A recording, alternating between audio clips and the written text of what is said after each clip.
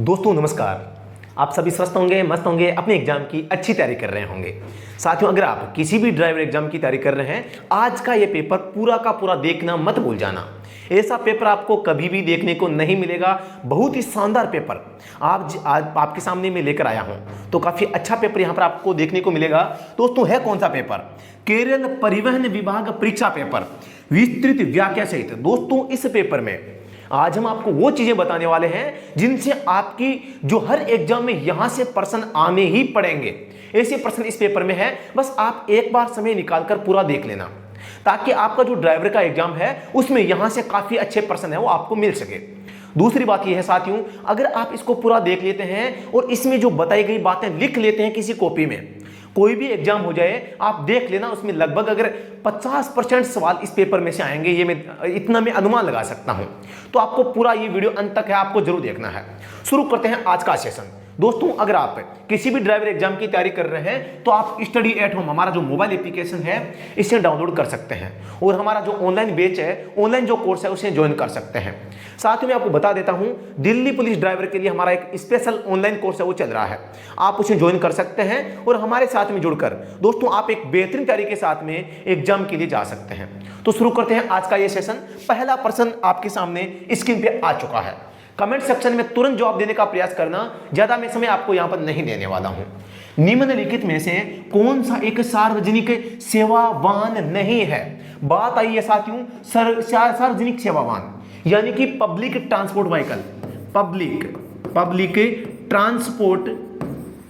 Transport vehicle. तो यहां पर साथियों आपको जैसा कि नाम से पता चल रहा है, ये पब्लिक के लिए यूज के लिए होता है। इनमें से आपको एक ऐसा वाहन बताना है जिसका उपयोग आप पब्लिक के लिए नहीं करते हैं। साथियों, यहां पर एक दोस्तों नाम आता है परिवहन वाहन। एक होता है साथियों आपके सामने पब्लिक ट्रांसपोर्ट व्हीकल। इन दोनों में आपको अंतर समझना है साथियों। पहली बात तो, क्या परिवहन वाहन स्टेज कैरिज हो सकता है? बिल्कुल हो सकता है। शैक्षणिक संस्थान बस परिवहन वाहन होता है क्या? होता है। अनुबंध वाहन जो कैरिज होता है यह परिवहन वाहन होता है क्या? बिल्कुल होता है। और मैक्सी कैब यह भी परिवहन वाहन होता है। फिर यह परिवहन वाहन होता क्या है? जिसका प्रयोग आप किसी दूसरे को सर्विस देने के लिए या जिसका प्रयोग आप वाणिज्यिक रूप से मतलब कि एक तरह से मतलब सर्विस के लिए करते हैं, तो वो एक परिवहन वाहन होता है। यानी कि परिवहन वाहन में या तो माल का या यात्री का परिवहन होता है, माल का या यात्री का। यह तो बात आ गई केवल परिवहन वाहन की। यात्री दोबारा से बता देता हूं मैं, माल या यात्री का परिवहन मतलब कि परिवहन वाहन है। अब बात करते हैं सार्वजनिक सेवा वाहन, पब्लिक ट्रांसपोर्ट व्हीकल की। अब इनमें से कौन सा वाहन नहीं है आपको यह बताना है। स्टेज कैरिज, इसका प्रयोग पब्लिक के लिए करते हैं? बिल्कुल करते हैं। शैक्षणिक संस्थान बस, साथियों आपको पता होगा इसमें केवल छात्र और गुरु यानी कि कर्मचारी भी कह सकते हैं आप, यानी कि छात्र प्लस कर्मचारी का प्रयोग ही इसमें वहन करने के लिए यात्री बैठ सकते हैं। आम नागरिक इसमें बैठ के यात्री नहीं कर सकता, क्योंकि जो शैक्षणिक संस्थान बस होती है वो किसके नाम होती है? वो एक स्कूल के नाम, किसी संस्था के नाम रजिस्टर होती है। उसमें केवल छात्र बैठ सकते हैं या टीचर बैठ सकते हैं या वहां के कर्मचारी बैठ सकते हैं। इसलिए ये जो वाहन है साथियों आपका पब्लिक ट्रांसपोर्ट व्हीकल नहीं होगा, बल्कि अनुबंध कैरिज, जिसे हम ठेका गाड़ी कहते हैं, अंग्रेजी में कॉन्ट्रैक्ट कैरिज कहते हैं। ठेका गाड़ी आपने नाम सुना होगा, ठेका गाड़ी को अंग्रेजी में साथियों कॉन्ट्रैक्ट कैरिज कहते हैं। कॉन्ट्रैक्ट, आप सभी को देखो ये नाम है कैरिज, कॉन्ट्रैक्ट कैरिज, जो एक अनुबंध के तहत यानी निश्चित किराए पर निश्चित समय के लिए जाते हैं, तो वो भी एक पब्लिक ट्रांसपोर्ट व्हीकल है, यानी कि सार्वजनिक सेवा वाहन है। तो आप ये परिवहन वाहन और सार्वजनिक सेवा वाहन में अंतर समझ गए होंगे, ये मैं पूरी आशा करता हूं। इस प्रश्न का जवाब ऑप्शन बी हो जाएगा, क्योंकि शैक्षणिक संस्थान बस है वो सार्वजनिक सेवा वाहन नहीं है। इसमें केवल कर्मचारी या छात्र बैठ सकते हैं। बल्कि बात आ जाती परिवहन वाहन की, तो साथियों यहां पर एक शैक्षणिक संस्थान जो बस होती है वो परिवहन वाहन होता है। इन दोनों में आपने अंतर सीख लिया, तो दोस्तों आप एग्जाम है अच्छी तैयारी कर रहे हैं, ये मैं आशा मान सकता हूं। जो हमारे पेड कोर्स यूजर है उनके लिए इस जो ये वाहन होते हैं इनकी क्लास आपको जल्दी देखने को मिलेगी। कल या परसों तक आपको इसकी क्लास मिल जाएगी कोर्स के अंदर।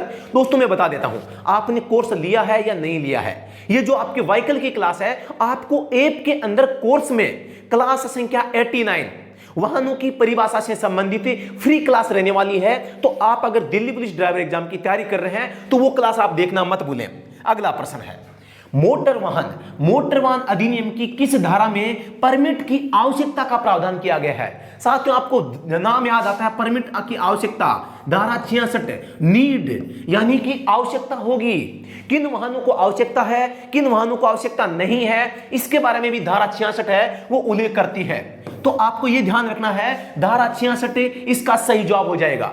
धारा 56 क्या है आप कमेंट सेक्शन में तुरंत बताएं। 56 और 39 के संबंध में कि ये धाराएं हैं वो किससे संबंधित है। साथियों आपको क्या है हर एक चीज को यहां पर ध्यान से देखना पड़ेगा। धारा जो 56 है ये है आपके फिटनेस सर्टिफिकेट। आप सभी को पता है फिटनेस सर्टिफिकेट एक होता है आपके प्राइवेट व्हीकल, एक होता है सीवी यानी कॉमर्शियल व्हीकल यानी कि परिवहन वाहन। प्राइवेट व्हीकल है इनके लिए 15 साल के लिए जारी होता है। सीवी होता है इनके लिए 2 साल प्लस 1 साल प्लस 1 साल प्लस 1 साल, इस प्रकार से फिटनेस है वो जारी किया जाता है।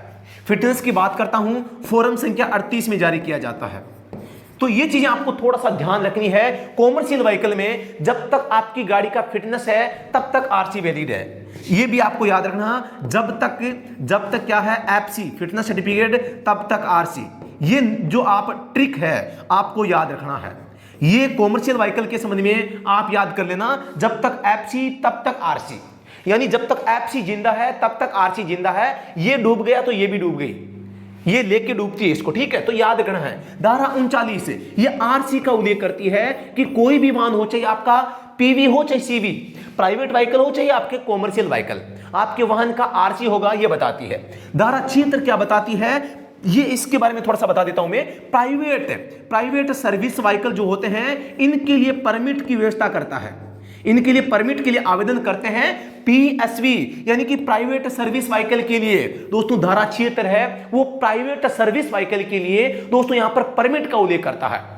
इसका मतलब क्या हुआ साथियों, एक प्राइवेट व्हीकल का आप प्रयोग है एक परिवहन के रूप में कर सकते हैं। किसके साथ में साथियों, आप कर सकते हैं परमिट के साथ में। तो वो परमिट कौन देगा, ये देगा आपका जो परिवहन अधिकारी है धारा 76 के तहत। ये बात आपको सीखनी है। ये आपकी धारा 76 हमें ये सिखा के गई है कि हम अपना जो प्राइवेट व्हीकल है इसका प्रयोग हम ट्रांसपोर्ट के रूप में कर सकते हैं। कंडीशन है हमें परमिट लेना पड़ेगा, वो धारा 76 में देना होगा। तो इस प्रश्न का जवाब क्या हो गया, 66 हो गया। अगला प्रश्न है विशेष अस्थायी आवश्यकता को पूरा करने के लिए किस धारा द्वारा एक अस्थायी परमिट जारी किया जाता है। अस्थायी परमिट की बात हुई है। आपको धारा एक तो 66 है, एक धारा 87, एक धारा 88, ये इतनी धाराएं आपको याद करनी है। इनमें क्या क्या है, धारा 88 है वो विशेष परमिट का उल्लेख करती है। धारा 66 है वो नीड यानी परमिट की आवश्यकता को उल्लेख करती है। धारा जो ये आपकी 87 है इसको 4 भागों में बांटा गया है, ए बी सी और यहां पे डी। अब डी क्या है, डी है यानी कि आपने परमिट के लिए आवेदन कर दिया है और अभी तक परमिट जारी नहीं किया जा सका है, परमिट आवेदन निलंबन है, मतलब कि पेंडिंग होगा। जो आवेदन है वो पेंडिंग पड़ा है, आपको आवश्यकता पड़ गई है बीच में परमिट की। नंबर 1 ए है, बी है, सी में क्या है, इसके बारे में भी आपको थोड़ा सा यहां पर जानकारी होनी चाहिए। तो सबसे पहले मैं बता देता हूं, यहां पर जो मेला होता है, जैसे मेला होता है या धार्मिक कोई उत्सव होता है, मेला या धार्मिक जो स्थान होते हैं वहां पर आप सभी को पता है मेला लगता है। धार्मिक स्थल पर कोई मतलब कि कोई प्रोग्राम होता है वार्षिक रूप से, तो उनके लिए कोई वाहन जो प्रयोग में आते हैं उनके लिए यहां पर परमिट जारी किया जा सकता है। बी में आता है मौसमी जो कार्य होते हैं, जैसे कोई कहीं पर कोई अचानक बारिश हो गई या कोई अचानक कोई कार्यक्रम, बड़ा कार्यक्रम रख दिया गया जहां पर कोई आपको वाहन का उपयोग करना है और अचानक आपको परमिट की आवश्यकता पड़ गई है, तो आप धारा 87 की बी, आप इनको बी या 1 या 2 या 3 या 4 ऐसे भी जान सकते हैं। नंबर 3 है विशिष्ट परिस्थितियां आ जाए या विशेष कोई अवसर आ जाए, विशेष रूप से अलग से कोई ऐसी परिस्थिति आ जाए कि आपको परमिट की आवश्यकता पड़ गई है, तो उस स्थिति में आप क्या कर सकते हैं, 87 की धारा 87 का फर्स्ट का सी है दोस्तों, इसके तहत आप है वो एक अस्थायी परमिट है वो साथियों जारी करवा सकते हैं। यानी कि जो स्पेशली कोई नीड आ गई है, जो परिवहन अधिकारी है आपको यहां पर धारा 87(1) का सी के तहत आपको परमिट दे देगा। अब बात करते हैं जो अस्थायी परमिट होता है, अस्थायी परमिट होता है ये कब तक वैलिड होता है। तो साथियों कम से कम की बात आ जाए, कम से कम है तो ये दोस्तों 1 माह के लिए होता है, 1 माह है। अधिकतम की बात आ जाए तो 4 माह होता है, ये बात आपको ध्यान रखनी है। अधिकतम ये लिख दिया मैंने, अधिकतम ये हो गया। विशेष परमिट की बात करते हैं, ये 4 माह से लेकर 12 माह तक है यहां पे जारी किया जाता है, तो ये भी आपको यहां पर याद रखना है। तो अगला प्रश्न चलते हैं, यदि कोई व्यक्ति बिना लाइसेंस के मोटर वाहन चलाता है तो अधिकतम जुर्माना क्या होगा। व्यक्ति बिना लाइसेंस की बात हो रही है, बिना लाइसेंस की बात आते ही धारा 180, धारा 181 आपको याद आ जानी चाहिए। धारा 180 है कि आपके पास में लाइसेंस नहीं है और आपने गाड़ी चलाने के लिए किसी व्यक्ति को दे दी है तो वाहन का मालिक जिम्मेदार होगा। 180 में क्या है, वाहन का मालिक जिम्मेदार है, और 181 में चालक स्वयं जिम्मेदार है जो गाड़ी चला रहा है। अब एक धारा 182 भी होता है, धारा 182 भी होता है। अब इसमें क्या है, इसमें यह है कि आप सार्वजनिक स्थानों पर गाड़ी चलाने के लिए योग्य नहीं है, पहली बात तो, यानी कि आप अयोग्य हैं। अब अयोग्य आप किसी भी कारण से हो सकते हैं। एक तो होता है कि आपके पास में लाइसेंस नहीं था, आपकी उम्र थी, आप योग्य थे, लेकिन आपने लाइसेंस बनवाया ही नहीं, चल के थोड़ी देता कोई। तो उस कंडीशन की बात तो ये होगी कि यार आपके पास में लाइसेंस नहीं है, जैसे मेरी उम्र 20 साल है फिर भी मैंने लाइसेंस नहीं बनवाया, तो मैं क्या हूं, यहां पर दोषी हूं, लेकिन मेरी उम्र ही नहीं हुई, मैं योग्य ही नहीं हूं, या मुझे किसी कारणवश अयोग्य कर दिया गया है फिर भी मैं गाड़ी चलाता हूं, तो वो कंडीशन है 182 की। साथ में इसमें आता है एक निलंबन, यानी आपका लाइसेंस अगर निलंबन है और आप फिर भी गाड़ी चलाते हैं, लाइसेंस रद्द कर दिया गया है फिर भी गाड़ी चलाते हैं, आपका लाइसेंस पर पृष्ठांकन कर दिया गया है, पृष्ठांकन यानी आपने कोई अपराध कर दिया पूर्व में और आप झूठ बोलकर आप नया लाइसेंस बनवा लेते हैं गलत जानकारी से, मिथ्या जिसे कहते हैं, तो इस कारण से आप इसमें अपराधी होते हैं। और यहां पर क्या लिखा गया है, यदि कोई व्यक्ति बिना लाइसेंस के मोटर वाहन चलाता है तो यहां पर कॉमनली यहां पर 5000 का जुर्माना है। धारा कौन सी लगेगी, यहां पे धारा 181 लगेगी। यहां पर इतना ही बस आपको याद रखना है, ऑप्शन नंबर 1 इसका जवाब सही हो जाएगा। अगला प्रश्न है, 66 की उपधारा 1 के प्रावधानों के उल्लंघन में भारी मोटर वाहन चलाता है तो अधिकतम जुर्माना क्या होगा। यानी 66 की उपधारा 1 के प्रावधानों के उल्लंघन में भारी मोटर वाहन, अब से भारी हो चाहे कोई हो, वहां पर आप अगर वाहन का प्रयोग करते हैं और आपके वाहन का परमिट नहीं है, धारा 66 क्या बताती है, परमिट की आवश्यकता बताती है, यानी आपके वाहन का परमिट होगा, धारा 66 कहती है। अगर परमिट नहीं हुआ तो यहां पर आपकी जुर्माना लगता है, धारा 192A, जुर्माना यहां पे 10,000 का है। तो साथियों ये आपको थोड़ा सा याद रखना है। तो यहां पर क्या हो जाएगा, यहां पर 66 के द्वारा प्रावधान के उल्लंघन में भारी मोटर वाहन चलाता है तो अधिकतम जुर्माना कितना होगा, तो कहीं नहीं आया है, उपरोक्त में से कोई नहीं हो जाएगा। साथियों याद रखना है क्या हो जाएगा, 10,000। हो सकता है ये कोई पुराना आपका जो रूल है उससे कोई पेपर ये प्रश्न आ चुका हो, तो हमें नया पढ़ना है, नया जुर्माना 10,000 है, बस हमें इतना पता है। तो आपको थोड़ा सा हर चीज को है साथियों एकदम टेक्निकली है, वो हम हर चीज को यहां पर सीखते जाएंगे, किसी भी चीज को यहां पर हमें साथियों छोड़ने वाले नहीं है। यहां पर मैं बता देता हूं, ये जो जुर्माना था 2019 से पहले की बात करता हूं मैं, 2019 के बाद में 10,000 हुआ है, तो पहले क्या जुर्माना था, पहले इसका जुर्माना 5,000 था और इसीलिए यहां पर सी आया है। बस इसका भी थोड़ा सा आपको ध्यान है वो रखना है। तो अब ये नियम पुराना हो चुका है, मैं आपको ये नहीं बताऊंगा, मैं सी नहीं करवाऊंगा, मैं आपको 10,000 ही करवाऊंगा, उपरोक्त में से कोई नहीं आ गया है, या आप डी की जगह 10,000 रख लें, आप एक काम कर सकते हैं, ठीक है। तो अगला प्रश्न, एल प्लेट, एल का नाम आते ही मतलब कि लर्निंग, मतलब गाड़ी सीखने वाली गाड़ी के ऊपर ये लर्निंग जो होता है, लर्निंग के लिए एल लिखा होता है, एल, ठीक है, उसकी बात हो रही है। एल प्लेट का न्यूनतम आकार कितना होता है। साथियों आप सभी को पता होगा, एक होता है बोर्ड। अब इस बोर्ड का आकार क्या होता है बता देता हूं मैं, 18 सेंटीमीटर यहां से होता है और 18 ही यहां से होता है। इसके अंदर एक एल बना होता है और ये एल इस टाइप से बना होता है। इसकी मोटाई होती है 2, इसकी चौड़ाई होती है 9, इसकी यहां पर हाइट होती है 10 और इसका जो बैकग्राउंड है ये होता है सफेद, सफेद, आप देखो हर चीज को आपको ध्यान रखना है। और ये जो आपका एल है, एल कैसा होता है, रेड होता है साथियों। आपको बस इतनी चीजें याद रखनी है, एल प्लेट का न्यूनतम आकार कितना होता है, तो आपको यहां पर 18 सेंटीमीटर बताना है साथियों। ठीक है, तो यहां पर अगला प्रश्न देखते हैं दोस्तों। यहां पर मैं बता देना चाहता हूं लर्निंग लाइसेंस के बारे में। लर्निंग लाइसेंस है, यहां पर आपकी मोटर व्हीकल की एक्ट की जो धारा है, वो धारा 8 के तहत लर्निंग लाइसेंस है वो जारी किया जाता है। और लाइसेंस है उसको प्रारूप 3 में जारी किया जाता है। पहली बात ये आपको याद रखना है, प्रारूप 3 में इसको जारी किया जाता है। और दोस्तों इसके लिए आवेदन है, आवेदन किया जाता है फॉर्म संख्या 2 में।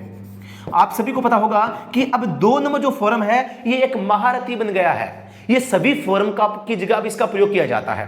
लाइसेंस के संबंध में किसी भी प्रकार का आप आवेदन करते हैं वो फॉर्म संख्या 2 को आपको भरना है।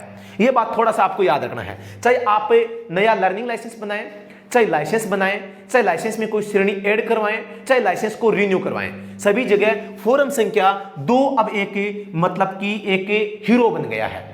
अब ये हमारा हीरो है। ठीक है, तो यहां पर आपको इन चीजों का ध्यान रखना है। साथ ही एक मतलब आ जाता है लर्निंग लाइसेंस के संबंध में कि लर्निंग लाइसेंस वैलिड कहां तक रहता है, तो ये पूरे भारत में रहता है, पूरे भारत में वैलिड रहता है। लेकिन अब बात कर रहे हैं आप अगर कहां बनवा लेते हैं, मैं थोड़ा सा यहां पर बताना चाहूंगा आपको। यहां पर अगर लर्निंग लाइसेंस आपने लर्निंग जो लाइसेंस है वो जारी करवाया कहां से, जारी कहां से करवाया है, दिल्ली से करवाया है। ये आपने दिल्ली से जारी करवा दिया। आपने गाड़ी कहां से की, सीखना हो गया, अब दिल्ली में सीखना पड़ेगा, या आप कहीं से भी सीख सकते हैं, चलो दिल्ली में या राजस्थान में भी सीख सकते हैं आप। ये मैंने कह दिया। अब आप स्थायी लाइसेंस के लिए आवेदन करोगे, स्थायी लाइसेंस के लिए, स्थायी डीएल के लिए डीएल आवेदन। अब ये कहां होगा, ये प्रश्न हमारे सामने आता है। 2019 से पहले नियम था, जिस आरटीओ से क्या था, आपने एलएल जारी करवाया था, उसी आरटीओ में आवेदन करना पड़ेगा। लेकिन 2019 में जो संशोधन हुआ है उसके बाद क्या है, जिस नया नियम क्या आया है ये बता देता हूं मैं आपको। ये आपको थोड़ा सा देखना है। जिस राज्य से आपने एलएल, जिस राज्य से एलएल जारी हुआ है, उस राज्य के कहीं उस राज्य में कहीं भी डीएल आवेदन किया जा सकता है, आपको ये याद रखना है। तो ये आपका क्या है, ये नया नियम आपको थोड़ा सा ये इतना सा याद रखना है। ये चीज आप समझ गए होंगे, मैं आशा करता हूं। प्रश्न संख्या 7, यदि कोई व्यक्ति मोबाइल फोन का उपयोग करते हुए मोटर वाहन चलाते हुए पाया जाता है तो उसके खिलाफ क्या दंडात्मक कार्रवाई की जा सकती है। मोबाइल फोन का प्रयोग, मोबाइल फोन का नाम आते ही आपको पता चल गया, धारा 184 खतरनाक ड्राइविंग, खतरनाक। अब इस खतरनाक में क्या क्या शामिल है, मोबाइल फोन का प्रयोग करना, स्टॉप लाइन को पार करना, रेड लाइट को क्रॉस कर देना, या जो वाहन चलते हैं उसके विरुद्ध वाहन आप चलाना, या खतरनाक तरीके से ओवरटेकिंग करना। ये चीजें खतरनाक ड्राइविंग में शामिल होती है साथियों। तो यहां पर बात आई है, यदि कोई व्यक्ति मोबाइल फोन का उपयोग करते हुए मोटर वाहन चलाते हुए पाया जाता है उसके खिलाफ क्या दंडात्मक कार्यवाही की जा सकती है। शिक्षार्थी के लाइसेंस को अयोग्य किया जा सकता है, जुर्माने से जो 1000 से कम नहीं होगा, या कारावास जो कि 12 माह होगा, यहाँ पे 12 माह से अधिक नहीं होगा। संचालित वाहन के पंजीकरण प्रमाण पत्र को अयोग्य घोषित किया जाएगा, उसका ड्राइविंग लाइसेंस रद्द होगा। तो दोस्तों यहाँ पे वर्तमान जो नियम धारा 184 है, इसमें आप सभी को पता है कि आप अगर इस प्रकार का काम करते हैं तो यहां पर आपको जुर्माना है वो कितना देखने को मिलता है, आप सभी को पता है। न्यूनतम जुर्माना यहां पर धारा 184 में 1000 है, और अधिकतम की बात करें 1000 से लेकर कितना है, 1000 से 5000 का जुर्माना आपको देना पड़ता है। साथ ही 6 माह से लेके 12 माह तक की कैद भी आपको यहां पे भुगतनी पड़ सकती है अगर आप ऐसा काम करते हैं। तो ये अभी नया नियम है, उसके हिसाब से ऑप्शन 20 का जवाब है सही हो जाएगा। ठीक है, रद्द करने का ऐसा कुछ इसमें खतरनाक ड्राइविंग में ऐसा कुछ लिखा हुआ नहीं है साथियों। अगला प्रश्न है, वाहन के पीछे किस रंग की रोशनी की अनुमति है। वाहन के पीछे आप सभी को पता है, गाड़ी जो होती है, गाड़ी में जो पीछे लाइट होती है, जब ब्रेक लगाते हैं तो कौन सा रंग होता है, लाल रंग होता है, सभी को पता है। बात आ जाए या आपकी ब्रेक की या पीछे की, तो आपके लाल होती है। पीला रंग संतरा रंग होता है, संतरे को हम पीला भी बोल सकते हैं। इस पीले को साथियों हम एम्बर भी बोल सकते हैं। तो आपको याद रखना है ये कहां होता है, इंडिकेटर में। इंडिकेटर में या आपकी जो पार्किंग लाइट होती है, पार्किंग लाइट में नीला कलर, हरा कलर ये नहीं होता है, ठीक है। तो यहां पर ऑप्शन नंबर 1 लाल कलर हो जाएगा। यदि कोई व्यक्ति मोटर वाहन अधिनियम 1988 की धारा 66(1) के उल्लंघन में मोटर वाहन चलाते हुए पाया जाता है तो उसके विरुद्ध क्या कार्यवाही की जा सकती है। आपका धारा 66(1) क्या है, नीड किसकी, परमिट की। आपको अभी मैंने आपको बताया था परमिट, ये रहा परमिट, धारा 66, ये रही धारा 66। ये आपको इतना इसमें याद रखना है। अब होता क्या है, वाहन को जब्त करना और रोकना, पंजीकरण प्रमाण पत्र जब्त करना, बीमा प्रमाण पत्र जब्त करना, 1 या 2, ऊपर की जो 2 है ये दोनों, ठीक है, दोनों हो जाएगा। तो यहां पर ये दोनों ही कथन सही है। आप अगर बिना परमिट के गाड़ी चलाते हैं तो आपके वाहन को जब्त किया जा सकता है, रोका जा सकता है, पंजीकरण प्रमाण पत्र को जब्त किया जा सकता है। आपको साथ में मैं बता देता हूं, पंजीकरण प्रमाण पत्र को जब्त करना तो दूर है, लेकिन अगर निलंबन कर दिया जाता है, निलंबन, ये रहा निलंबन, निलंबन के बाद में अगर ये 6 माह तक लगातार निलंबन रह जाता है तो आपकी आरसी क्या हो जाती है, आरसी रद्द हो जाती है। अब आरसी रद्द का क्या मतलब है, आरसी रद्द का मतलब यही है बस आपको अपने वाहन को वहां पे उपस्थित करके दोबारा से इसका पंजीकरण है वो करवाना पड़ेगा, ज्यादा कुछ नहीं है। तो यहां पे ऑप्शन नंबर डी सही हो जाएगा। अगला प्रश्न है, मोटर वाहनों के निरीक्षक का अर्थ होता है, निरीक्षक यानी होता है इंस्पेक्शन, इंस्पेक्टर हम निरीक्षक कहते हैं, वो निरीक्षण करने वाला वो होता है निरीक्षक। हम कहते हैं गाड़ियों का जो निरीक्षण करता है ना तो उसे हम कहते हैं निरीक्षक। तो सहायक मोटर वाहन निरीक्षक, पुलिस उप निरीक्षक, आबकारी निरीक्षक, वन निरीक्षक। तो यहां पे मोटर वाहन से संबंधित है तो ये मोटर वाहनों का निरीक्षक है, तो ये रहा मोटर वाहन निरीक्षक। सहायक हो चाहे कोई सा हो, है तो निरीक्षक। यहां पूछा मोटर वाहनों का निरीक्षक है और यहां पर मोटर वाहन निरीक्षक आ गया है, ऑप्शन नंबर 1 इसका जवाब हो जाएगा। अस्थायी पंजीकरण की वैधता अधिक नहीं होती, किससे अधिक नहीं होती, 2 माह, 1 माह, 15 दिन, 10 दिन। साथ में आप सभी को पता है आरसी कौन सी, टी यानी कि टेम्परेरी आरसी, इसका उल्लेख है अस्थायी आरसी भी इसको कहा जा सकता है, अस्थायी आरसी। इसका उल्लेख धारा 43 में 43 में किया गया है, 43 में यहां पे किया गया है। मैं बता देता हूं, अस्थायी पंजीकरण के लिए आपको आवेदन करने की आवश्यकता नहीं होती है, यह डीलर स्वयं आपको बनाकर है वो देता है। अगर रियर कंडीशन में अगर आपकी आरसी बनने में लेट होता है, देरी होता है तो, अदरवाइज वो डायरेक्ट आपको क्या दे देता है, डायरेक्ट आपको स्थायी पंजीकरण है वो दे देता है। इसके अलावा मैं बता देता हूं, ये अस्थायी पंजीकरण है वो डीलर ही बना के देता है, आपको इसमें कोई इंटरफेयर करने की आवश्यकता नहीं होती है। दूसरी बात है, अस्थायी पंजीकरण की प्लेट की जो रंग होता है वो भी थोड़ा सा डिफरेंस होता है। पंजीकरण प्लेट रंग, ये काफी कंफ्यूजन दोस्तों को होता है, मैं बता देता हूं। नंबर प्लेट का रंग वही होगा जो आपके बाकी जैसे नॉर्मली आपके वाहन की प्लेट का होता है। जैसे मैं बात करता हूं, एक तो पीवी प्राइवेट व्हीकल, एक सीवी। प्राइवेट व्हीकल का रंग कैसा होता है, सफेद होता है, और कॉमर्शियल व्हीकल का यहां पे पीला होता है।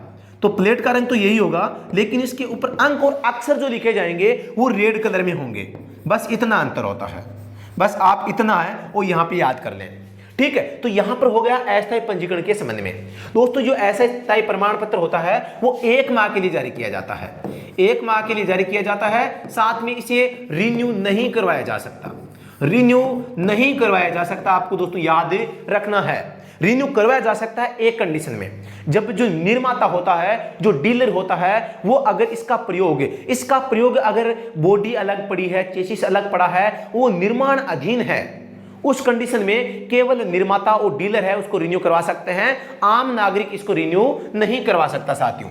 तो यहां पर ऑप्शन नंबर बी 1 महीना सही हो जाएगा।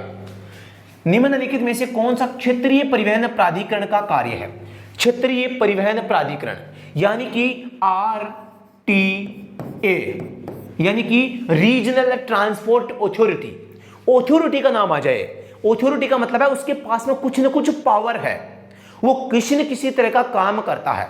तो यहां पर RTA यानी कि क्षेत्रीय परिवहन प्राधिकरण, यहां आ जाता क्षेत्रीय परिवहन कार्यालय तो हम RTO कर सकते थे, यहां आ जाता क्षेत्रीय परिवहन अधिकारी तो भी RTO कर देते। यहां पर है कि इसका कार्य क्या होता है, स्टेज कैरिज परमिट का अनुदान, अनुबंध कैरिज परमिट का अनुदान, निजी सेवा वाहन परमिट का अनुदान और उपरोक्त सभी अनुदान को हम कहते हैं सब्सिडी। अनुदान को कहते हैं सब्सिडी। और आप जब परमिट जारी करवाते हैं तो राज्य सरकार आपको अनुदान देती है, तो आप यहां पर अनुदान प्राप्त कर सकते हैं, ये है। तो यहां पर ये सारे के सारे काम है दोस्तों, ये करती है कौन है? आपकी क्षेत्रीय परिवहन प्राधिकरण है, वो करता है। पर्यटक परमिट प्राप्त करने के लिए राज्यों की न्यूनतम संख्या पूछी है। साथियों आपको थोड़ा सा यहां पे ध्यान देना है, यहां पर जो परमिट होते हैं, परमिट कई प्रकार के हो सकते हैं। परमिट आपका हो सकता है, आपका टूरिस्ट परमिट हो सकता है, ये हो गया टूरिस्ट परमिट। नंबर 1 तो टूरिस्ट परमिट हो गया। एक माल परमिट हो जाता है, माल वाहनों के लिए, ठीक है। तो इन दोनों में अंतर होता है। टूरिस्ट परमिट के लिए केवल यात्री वाहन होते हैं और माल वाहन में दोस्तों हमेशा माल का वहन किया जाता है, यात्रियों का नहीं किया जाता। इसलिए एक होता है यहां पे टूरिस्ट परमिट, दूसरे को हम यहां पे कह सकते हैं क्या? यहां पे कह सकते हैं नेशनल परमिट। नेशनल परमिट यानी कि राष्ट्रीय परमिट, नेशनल परमिट। तो यहां पर आपको एक चीज आपको ध्यान से ये देखनी है कि जो नेशनल परमिट होता है वो दोस्तों आपका 3+1 गृह राज्य, इनके लिए कम से कम गृह राज्य, ये तो कम से कम आपको लेना पड़ता है। ये बात आई है कम से कम, अधिक से आप अधिकतम है वो कितने भी राज्यों का चयन कर सकते हैं। अगर नेशनल परमिट चाहिए तो 3 पड़ोसी राज्य प्लस 1 गृह राज्य का चयन आपको करना पड़ेगा। यानी कि यहां पर राज्यों की न्यूनतम संख्या पर्यटक पूछिए, लेकिन मैं बता रहा हूं नेशनल परमिट की, तो 3 प्लस गृह राज्य में हो गया मतलब 4। तो आपको यहां पर बताना है नेशनल परमिट की बात आ जाए तो कम से कम 4 राज्य हो जाएंगे, जिनमें 1 गृह राज्य शामिल होगा, 3 अन्य होंगे। ये मिनिमम है, अधिकतम आप कितने भी राज्यों का ले सकते हैं। बात आती है टूरिस्ट परमिट की, तो टूरिस्ट परमिट भी आप ऑल इंडिया का ले सकते हैं, जिसे एक होता है ऑल इंडिया टूरिस्ट परमिट। अब इनमें फर्क क्या होता है? एक तो होता है कि भाई आप, क्योंकि ये देखो एक परमिट है वो एक राज्य का विषय है और राज्य जितना चाहे उस हिसाब से इसमें परमिट का शुल्क रख सकती है। वो चाहे तो किसी राज्य के दूसरे राज्य के वाहनों को परमिट यहां पर आने के लिए अनुज्ञा दे सकती है, परमिट दे सकती है, चाहे तो मना कर सकती है। इसीलिए ये राज्य वाइज होता है। तो यहां पर आप अगर टूरिस्ट परमिट लेते हैं तो एक तो हो गया कि आप टूरिस्ट परमिट लेंगे तो 3 राज्यों के लिए लिया जाएगा, गृह राज्य सहित 3 राज्यों के लिए यहां पर लिया जाएगा। एक होता है साथियों यहां पर आप ऑल इंडिया टूरिस्ट परमिट लेते हैं, यानी भारत के सभी राज्यों के यहां पर परमिट आप ले लेते हैं, जिनमें साथियों आपके चंडीगढ़ है, हैदराबाद है, ये 1-2 अपवाद है जो फीस ज्यादा लेते हैं और कभी कभी परमिट देते भी नहीं है, क्योंकि उनका मानना होता है बाहर से वाहन आएंगे तो यहाँ की जो लोकल यहाँ की जो जनता है उनको नुकसान होता है या कुछ ना कुछ नेगेटिव टर्म होते हैं, उनके कारण ये अपने हिसाब से काम करती है। उनकी फीस भी दोस्तों सबसे अलग है, वो रहती है। तो आपको यहाँ पर पर्यटक परमिट का पूछ ले तो 3 राज्य इसका जवाब सही हो जाएगा। और दोस्तों अगर आपको नेशनल परमिट का पूछ ले तो यहाँ पर अधिकतम तो कोई सीमा नहीं है, लेकिन न्यूनतम 4 राज्य, 3+1 गृह राज्य इसका जवाब है साथियों आपके हो जाता है। तो इसका जवाब हो जाएगा 3। अगला प्रश्न है, यदि कोई व्यक्ति मोटर वाहन चलाते समय नशीली दवाओं के प्रभाव में है तो कारावास की अवधि क्या रहेगी? कितना अच्छा प्रश्न है साथियों।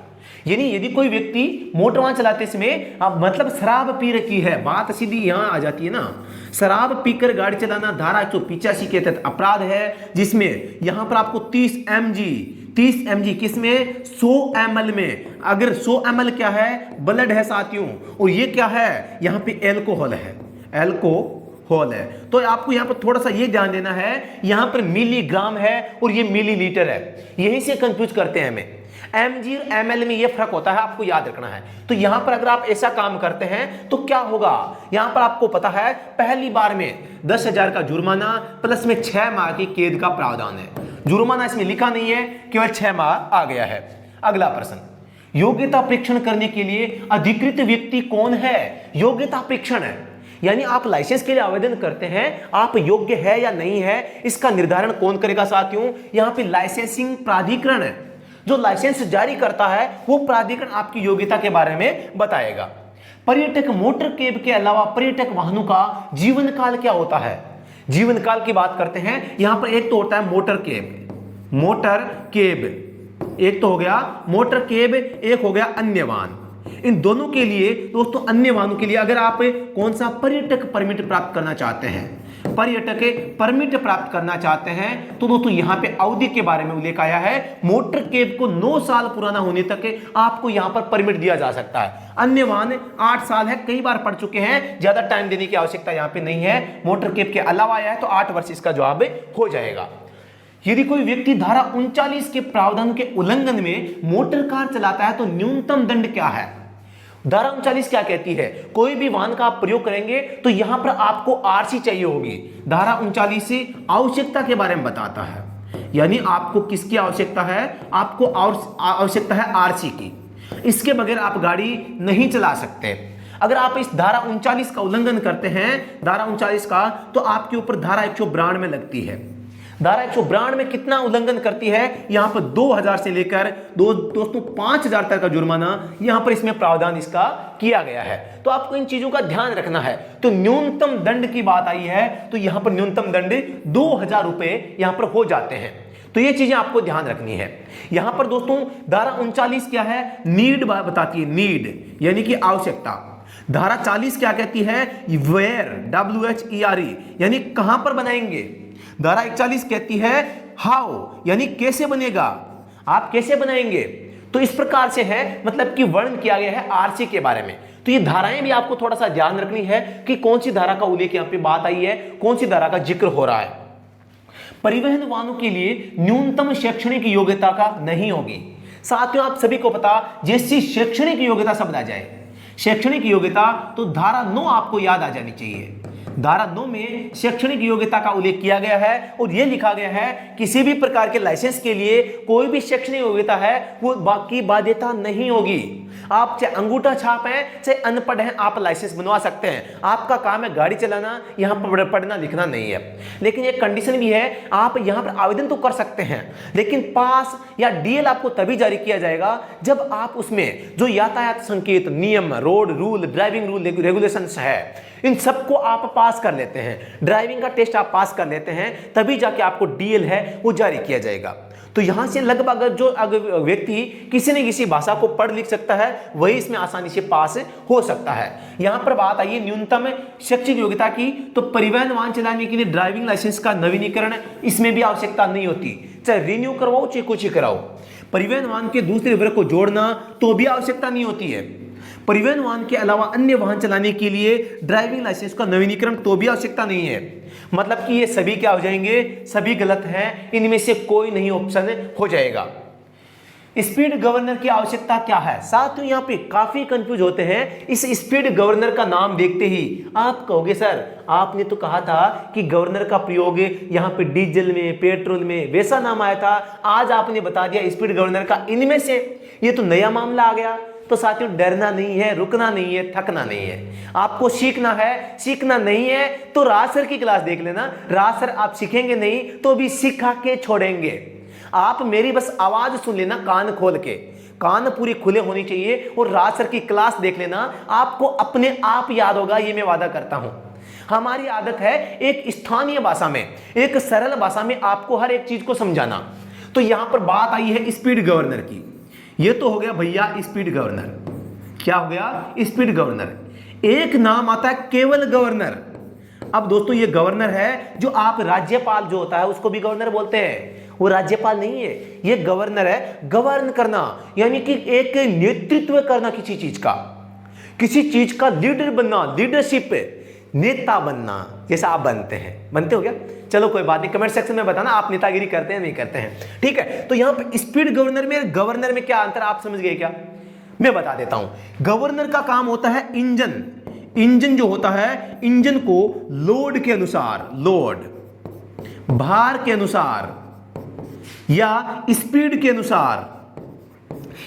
अनुसार या जो मतलब कि इसको आप जिस हिसाब से मैनेज करना चाहें, जैसी स्थिति इंजन के पास में आती है, स्थिति अनुसार यहां पे जो फ्यूल की सप्लाई है उसको मैनेज करना, फ्यूल की सप्लाई है उसको मैनेज करने का काम करता है केवल गवर्नर की बात आई है।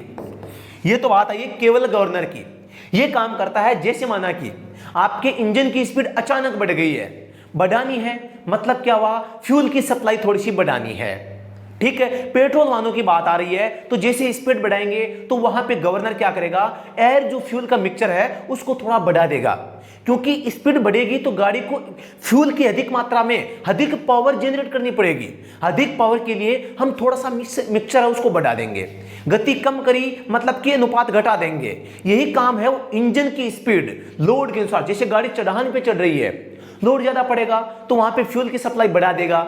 अगर ढलान में है, गाड़ी इंजन पे लोड नहीं पड़ रहा है तो गवर्नर उसका फ्यूल की मात्रा को घटा देगा। ये तो बात आ गई साथियों गवर्नर की। अब एक बात आती है स्पीड गवर्नर की। स्पीड को नियंत्रित करना, स्पीड को नियंत्रित करना, ये क्या मामला हो गया गुरुजी? ये तो गवर्नर था, यहां पे भी लोड भार स्पीड आ गया और यहां ये स्पीड गवर्नर। तो दोस्तों होता क्या है, आप सभी को पता है आज एक आधुनिक जमाना है, हम एक हीरो बनना चाहते हैं। जब हमारे पास में गाड़ी आ जाती है, चाहे बाइक हो, चाहे कोई SLX हो, चाहे कोई कार हो, हम उसको हाई स्पीड में चलाते हैं। लिमिट जो स्पीड की है उसको कोई ध्यान में नहीं रखते हैं। उसके कारण ज्यादा से ज्यादा जो खतरा होता है वो दुर्घटना का होता है और लोग मरते हैं, लोग तड़पते हैं, घायल होते हैं। कई घर है उनमें अंधेरा छा जाता है। इस समस्या से बचने के लिए सरकार ने स्पीड जो गवर्नर है इसका नियम तय कर दिया कि भाई जो ये गाड़ियां हैं इनमें ये गाड़ी है, इसकी स्पीड अधिकतम ये होगी, इससे ये ज्यादा नहीं चला पाएगा। ठीक है, तो इनको आपको थोड़ा सा ध्यान रखना है। जो ट्रांसपोर्ट की जो गाड़ियां होती है उनमें ये स्पीड गवर्नर होता है, ज्यादातर मैं बात करता हूं। अब ये इसका रूल भी है कौन सी पे होगा कौन सी पे नहीं होगा। तो ये जो सार्वजनिक रूप से जो कि सार्वजनिक रूप से गाड़ियां प्रयोग में की जाती है, जैसे स्टेज करीज है। स्टेज करीज क्या होता है, जो पब्लिक के लिए यात्रियों को ढोता है और यात्रियों को उतारता छोड़ता है। तो इनके लिए क्या होगा, इनके लिए स्पीड गवर्नर लगा होना इन वाहनों में क्या होगा, आवश्यक होगा, ताकि ये जो इसका ड्राइवर होगा वो गाड़ी को तेज नहीं दौड़ा पाएगा और जो इसमें बैठे यात्री है उनको कोई दुर्घटना की संभावना कम से कम रहेगी।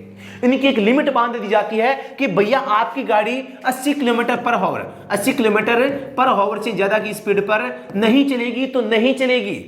ये बात आपको है। और अगर आप स्पीड गवर्नर लगा हुआ है उसमें छेड़खानी कर देते हैं, यहां पे टांग अड़ाते हैं, तो दोस्तों जुर्माने का प्रावधान है, मैं बता देता हूं। तो आपको डरना नहीं है, रुकना नहीं है, लगातार रासर की क्लास देखना है। और दोस्तों अगर आपने अभी तक रासर का ऑनलाइन कोर्स ज्वाइन नहीं किया है तो आप स्टडी एट होम पे कर सकते हैं। साथियों कोर्स ज्वाइन करने के लिए आपको स्टडी एट होम परिवार है, इस ऐप को डाउनलोड करना पड़ेगा। इसके अंदर ऑनलाइन बैच है वो ड्राइवर एग्जाम के लिए चल रहा है। दोस्तों मात्र 40, 45, 50 घंटे की क्लास आप रासर की देख लो कोर्स में जाके। पूरा कोर्स मैंने दिल्ली पुलिस ड्राइवर का कोर्स है, मात्र 50 घंटे में पूरा कोर्स करवा दिया है मैंने। और वो 50 घंटे ऐसे हैं जो आपके लिए रामबाण साबित होंगे। अगर आप उस कोर्स को ज्वाइन कर लेते हैं और वहां पर पढ़ाई करते हैं तो मैं गारंटी कह सकता हूं वहां से बाहर कुछ नहीं जाएगा। और जो मेरा अनुभव है मात्र 50 घंटे में आप कवर कर सकते हैं। आप हमारा बैच है वो ज्वाइन कर सकते हैं। तो अभी आप तुरंत है वो ऐप को डाउनलोड करें और इस कोर्स को आप ज्वाइन कर सकते हैं। यहां पर ड्राइवर के इस कोर्स के साथ में आपको ड्राइवर की 6 बुक PDF मिलती है। बेहतरीन जो नोट्स है वो सारे के सारे मिलते हैं।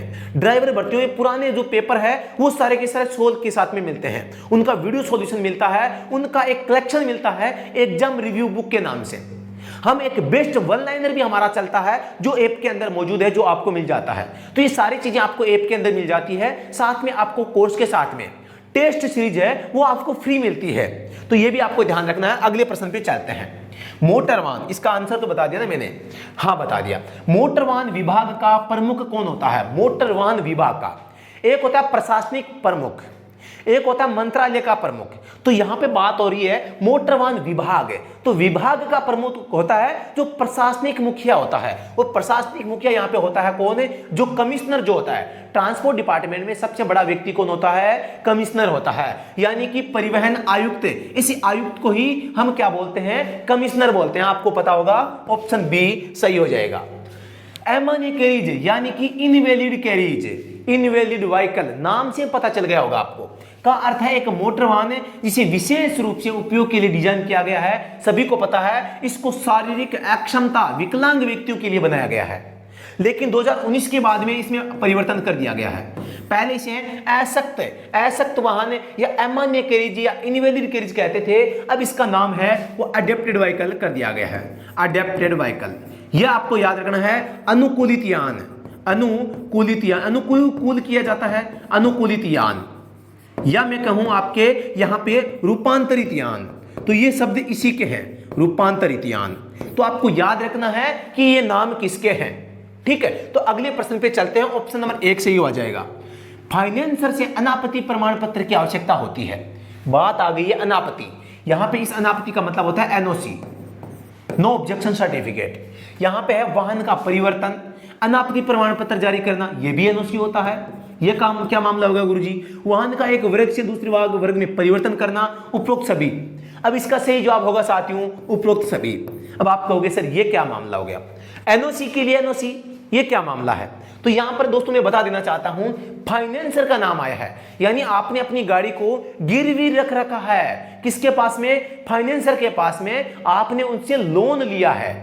ये जो लोन लिया है तो वो गाड़ी अब इसके नाम चढ़ गई है। अब आप अपनी इस गाड़ी में कोई परिवर्तन करोगे, बेचोगे, कुछ इसमें जुड़ाओगे या इसमें कुछ परिवर्तन करना है तो आपको इससे इजाजत लेनी पड़ेगी, क्योंकि आपने इससे पैसे लिए हैं और ये गाड़ी का मालिक ये है जब तक आप लोन का अमाउंट चुका नहीं देते। तो यहां पर वाहन में कोई परिवर्तन करना चाहते हैं तो आपको फाइनेंसर की इजाजत लेनी पड़ेगी। अनापत्ति प्रमाण पत्र कब जारी किया जाता है? साथियों जब 48 जो धारा 48 है इसके तहत एनओसी जारी की जाती है, जब आप अपने वाहन को किसी दूसरे राज्य में, अदर स्टेट में क्या कर देते हैं? अदर स्टेट में बेच देते हैं, सेल कर देते हैं। तो आपको याद रखना है यहां पर धारा 48 में एनओसी है, आपको प्राप्त करनी होती है, तो उस एनओसी के लिए भी आपको फाइनेंसर से इजाजत लेनी पड़ती है। वाहन का एक वर्ग यहां पर दूसरे वर्ग में परिवर्तन करना, वाहन का एक वर्ग से दूसरे वर्ग में परिवर्तन, जैसे रिप्लेस करना कोई व्हीकल, तो भी आपको आवश्यकता पड़ती है। तो यहां पर आपको ऑप्शन नंबर डी जवाब सही करना है। मोटर वाहन अधिनियम 1988 की धारा 73 का अर्थ है, धारा 73 का संबंध किससे है? आप सभी को पता होगा, अनुबंध कैरिज परमिट के लिए आवेदन, एक होता है स्टेज कैरिज के लिए परमिट, एक होता है निजी सेवा वाहन के लिए परमिट, माल ढुलाई के लिए परमिट। मैं पानी पी लेता हूं, इतने में आप इसका जवाब है कमेंट सेक्शन में सभी बता देंगे। कितना अच्छा प्रश्न है आप सभी को पता है, मैं केवल पानी पी रहा हूं, उतने में आप क्या कर देंगे? आप इसका जवाब है कमेंट सेक्शन में बता देंगे।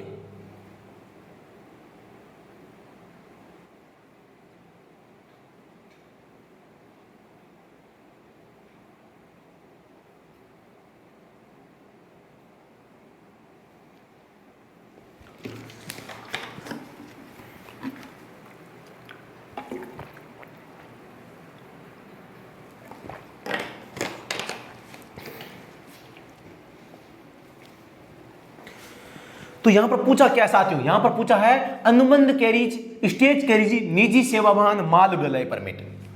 तो यहां पर 1988 की धारा 73 के बारे में बात करते हैं। दोस्तों सबसे पहले हम देखते हैं अनुबंध गाड़ी। जो अनुबंध गाड़ी है इसके लिए साथियों यहां पर एक तो अनुबंध गाड़ी है, एक स्टेज कैरिज है, स्टेज ये कैरिज हो गया, स्टेज कैरिज। एक आपका निजी सेवा वाहन हो गया, ये निजी सेवा वाहन हो गया। एक आपका माल ढुलाई वाहन हो गया, ये माल ढुलाई वाहन। तो आपको यहां पर ध्यान देना है साथियों, यहां पर सबसे पहले जो अनुबंध गाड़ी ठेका गाड़ी है, ठेका गाड़ी का उल्लेख धारा 73 में किया गया है, स्टेज कैरिज का 70 में किया गया है, निजी सेवा का 76 में किया गया है और गुड्स कैरिज जो है उसका उल्लेख है वो धारा 77 में किया गया है। मतलब कि अनुबंध जो गाड़ी है इसका उल्लेख कहां पर किया गया साथियों? अनुबंध गाड़ी यहां पर धारा 73 में, स्टेज कैरिज है धारा 70 में यहां पर, और निजी सेवा वाहन है इसका धारा 76 में, और माल ढुलाई यानी कि गुड्स कैरिज जिसे हम कहते हैं उसका उल्लेख धारा 77 में यहां पर दोस्तों किया गया है। तो आपको यहां पर इन तीनों चारों को है वो दोस्तों याद करना है। नेक्स्ट क्वेश्चन पे हम चलते हैं। एक मोटर वाहन है, मोटर वाहन अधिनियम 1988 की धारा 178 का अर्थ होता है। धारा 178 का संबंध किससे है ये बताना आपको। आप सभी को पता है धारा 177 ये सामान्य अपराध होता है, सामान्य अपराध होता है। धारा 177 ए, धारा 177 जो ए है इसका संबंध किससे है? यह होता है आपकी धारा 118 में दिए गए ड्राइविंग रूल है। ड्राइविंग रूल का आप यहां पर पालन नहीं करते हैं तो दोस्तों आपके ऊपर जुर्माना लगाया जा सकता है। एक होती है धारा 100 यहां पर 178 यानी कि बिना टिकट के अगर आप यात्रा करते हैं तो इससे संबंधित है। और दोस्तों आपको यहां पर क्या करना है? बिना हेलमेट की तो धारा 194 डी हो जाएगी, सभी को पता है। सीट बेल्ट न पहनते हुए, सीट बेल्ट धारा 194 बी हो जाएगी। बिना टिकट स्टेज कैरेज में यात्रा करने पर, बिल्कुल दोस्तों यहां पे क्या हो जाएगा, धारा 178 इसका जवाब सही हो जाएगा। बिना लाइसेंस के गाड़ी चलाने पर यहां पर धारा 181 5,000 का जुर्माना यहां पर हो जाएगा। तो हर एक चीज को यहां पर ध्यान से है दोस्तों आपको देखना है, तो हर एक चीज सीखोगे तभी दोस्तों आप आगे बढ़ पाओगे। और जुर्माने की बात करते हैं, धारा 178 में जुर्माना कितना है साथियों, तो जुर्माने की बात करते हैं 500 रुपए का जुर्माना इसमें आपके ऊपर लगाया जा सकता है। तो आपको हर चीज आपको थोड़ा सा ध्यान में है वो रखनी है, बिना टिकट यात्रा करना। अगला प्रश्न है, किसी भी सार्वजनिक स्थान पर मोटर वाहन का चालक वर्दी में किसी भी पुलिस अधिकारी द्वारा मांगे जाने पर निम्नलिखित दस्तावेजों में से मूल रूप में प्रस्तुत है वो करेगा। तो आपको थोड़ा सा यहां पर दोस्तों ध्यान से देखना है, जो धारा होती है, धारा यहां पर मैं बात करता हूं 130, धारा 130 एक तो याद करनी है, धारा एक होती है 158। तो यहां पर धारा 130 है, ये 15 दिन का उल्लेख करती है, धारा 158 है यहां पर 7 दिन का उल्लेख करती है। अब इन दोनों में अंतर क्या है साथियों, अंतर थोड़ा सा है कि जब आप धारा 130 है, धारा 130 में आपसे आरसी और लाइसेंस मांगा जाता है, आरसी और लाइसेंस मांगा जाता है, गाड़ी की आरसी मांग ली और आरसी आपके पास में मौजूद नहीं है, आरसी को आपने कहीं पर जमा करवा दिया है, आपके पास में है ही नहीं, तो भी आपको एक अवसर दिया जाता है कि भैया आप 15 दिन में आप उसकी प्रतिलिपि जमा करा देना चाहिए, लेकिन जमा जरूर वो करवा देना। किस कंडीशन की बात हो रही है साथियों, जब आपके पास में आपके कब्जे में दस्तावेज नहीं है, केवल एक कंडीशन, आपके जो वाहन के दस्तावेज हैं वो चाहे फाइनेंसर ने लिए हैं चाहे किसी और ने ले लिए हैं, गिरवी रख लिए हैं, और आपके पास में दस्तावेज नहीं है तो आपके पास में 15 दिन का टाइम है। अगर आपके पास में दस्तावेज मौजूद है घर पर या किसी के पास में, मतलब कि आपने गिरवी नहीं रख रखे हैं, तो मात्र 7 दिन का टाइम मिलता है। धारा 158 दस्तावेजों को दिखाना, आपको 7 दिवस के अंदर अंदर आपको दस्तावेज दिखाने पड़ेंगे। लेकिन आप जब भी गाड़ी चलाते हैं तो दोस्तों आपको लाइसेंस है, ड्राइविंग लाइसेंस है, इसको आपको मूल रूप से आपको दिखाना पड़ेगा उसी टाइम। वर्तमान में जो 2019 के बाद में नया नियम आया है, आप सभी को पता है, डिजी लॉकर की व्यवस्था कर दी गई है। डिजी लॉकर एक दोस्तों ऐप है और इस ऐप के अंदर क्या है, सारे विभागों को जोड़ दिया गया है। और ये विभाग क्या करते हैं, यहां पर आपको डाउनलोड करने का ऑप्शन देते हैं, चाहे आपकी इंश्योरेंस हो, चाहे आपका आधार कार्ड हो, ड्राइविंग लाइसेंस हो, चाहे परमिट हो, चाहे पीयूसीसी हो, सारे के साथ डॉक्यूमेंट है, आप इसमें मतलब कि अपलोड कर सकते हैं और जो परिवहन अधिकारी होता है उसको आप दिखा सकते हैं और वो इसको मानेगा, यानी कि वो उसको मान्य करेगा। उसको ये नया नियम अभी 2019 में आया है कि आप डिजिटल जो डॉक्यूमेंट है उनको भी यहां पर स्वीकृति है साथियों दी गई है। तो ये चीजें भी आपको थोड़ा सा ध्यान में है वो रखना है। बीमा की बात करते हैं, धारा 196 में उल्लेख है। ड्राइविंग लाइसेंस यहां पर आपको पता, धारा 180, 181, 182 ये 3 धाराएं हैं। पंजीकरण प्रमाण पत्र का उल्लेख धारा 39 में है, नहीं बनवाया तो यहां पर धारा 192 और धारा 192 भी है, जब आप इसका गलत प्रयोग करते हैं, मिथ्या प्रयोग करते हैं। तो ये चीजें आपको थोड़ा सा यहां पे ध्यान है वो रखनी है। फिटनेस का प्रमाण पत्र एफसी जिसे कहते हैं, धारा 56 फॉर्म 38 याद रखना है, परिवहन वाहनों में 2 साल के लिए, अन्य वाहनों में 15 साल के लिए। तो यहां पर इसका जवाब क्या हो जाएगा, मूल रूप से ड्राइविंग लाइसेंस। निम्नलिखित में से लर्निंग लाइसेंस आवेदन जो कि फॉर्म 2 में जमा किया जाता है के साथ निम्न में से कौन सा प्रमाण पत्र जमा करने की आवश्यकता नहीं है। उचित शुल्क देना पड़ेगा, वजन का प्रमाण पत्र कोई आवश्यकता नहीं, निवास का प्रमाण पत्र देना है, आयु का भी देना है। ऑप्शन नंबर बी जवाब भी सही हो जाएगा। हल्के मोटर वाहन का पंजीकरण चिन्ह प्रदर्शित करने के लिए प्लेट का न्यूनतम आकार होता है, सभी को पता है, मैंने आपको बताया था। चाहे बात आ जाए बस की, बात आ जाए ट्रक की, बात आ जाए यहाँ पे एलएमवी व्हीकल की, तो यहाँ पे क्या कर देना है, यहाँ पे आपको 340 गुणा 200 mm आपको कर देना है। ये mm में होता है माप, यानी कि यहाँ पे 340 mm तो लंबी हो जाएगी। ये जो आपकी माना कि आपकी ये क्या हो गई है, ये प्लेट हो गई है, तो ये क्या हो जाएगा आपका, मैंने गलत बना दिया यार, ये मैंने गलत बना दिया थोड़ा सा। ये हो गया कौन सा, ये मैंने कौन सा ले लिया है, ये मतलब कि मोटरसाइकिल वाली ले ली मैंने। मैं आपको यहां पर ऐसे बना के दिखाता हूं, थोड़ा सा कोशिश करता हूं, देखें ये बन गई। यानी कि इसकी जो 340 तो क्या है, 340 तो इसकी लंबाई है और 200 क्या है, 200 इसकी हाइट है, ये mm में है। ये जो आपके व्हीकल की जो होती है वो आपको थोड़ा सा ध्यान रखना है, यहां पर ये से भी नहीं होती यार, ये 340 200 की ऐसे भी नहीं होती है, यहाँ पर 340 200 का जो है यहाँ पे थोड़ा सा क्या होता है, 340 तो इसकी लंबाई है और 200 इसकी हाइट है, बस आप ये याद कर लें। ये इसका जो है इसका रेशियो होता है, जो गाड़ियां होती है इनमें जो आपकी जो नंबर प्लेट है इसका आकार 340 से 200 का होता है, बस आपको ये याद करना है, आगे ज्यादा कुछ हमें कंफ्यूज नहीं होना है। ठीक है, तो अगले प्रश्न पे चलते हैं। यदि मोटर वाहनों के निरीक्षक ने ऐसा करने की मांग की है तो व्यक्ति किस अवधि के भीतर प्रदूषण प्रमाण पत्र है वो प्रस्तुत करेगा। प्रदूषण पीयूसीसी की बात हुई तो 7 दिन हो जाएगा, धारा 158 में इसका उल्लेख है वो किया गया है। दोस्तों यहां पे बात अगर आरसी की आ जाती, बात अगर यहां पे केवल आरसी हो गया, एक परमिट हो गया, ये परमिट हो गया, इन दो दस्तावेजों की बात आ जाती, या जो आपका टैक्स का हो गया, ये टैक्स का हो गया, या आपका फिटनेस तो यहाँ पे सालाना होता है, फिर भी फिटनेस आप दे सकते हैं। तो दोस्तों यहाँ पे आपको अगर आपके कब्जे में नहीं तो 15 दिन भी मिल सकते थे धारा 130 के अनुसार, लेकिन यहाँ पे बात आई है क्या कि पीयूसीसी की तो केवल 7 दिन का टाइम मिलता है आपको। वैसे इनके लिए भी 7 दिन का टाइम मिलता है, लेकिन एक कंडीशन है, अगर आपके दस्तावेज आपके कब्जे में नहीं है, किसी दूसरे के कब्जे में है, तो आपको 15 दिन का टाइम मिलता है उनकी प्रतिलिपि लाकर देने का। अगला प्रश्न देखते हैं। धारा 39 के प्रावधानों के उल्लंघन में मध्यम माल वाहन चलाता है तो अधिकतम जुर्माना क्या है।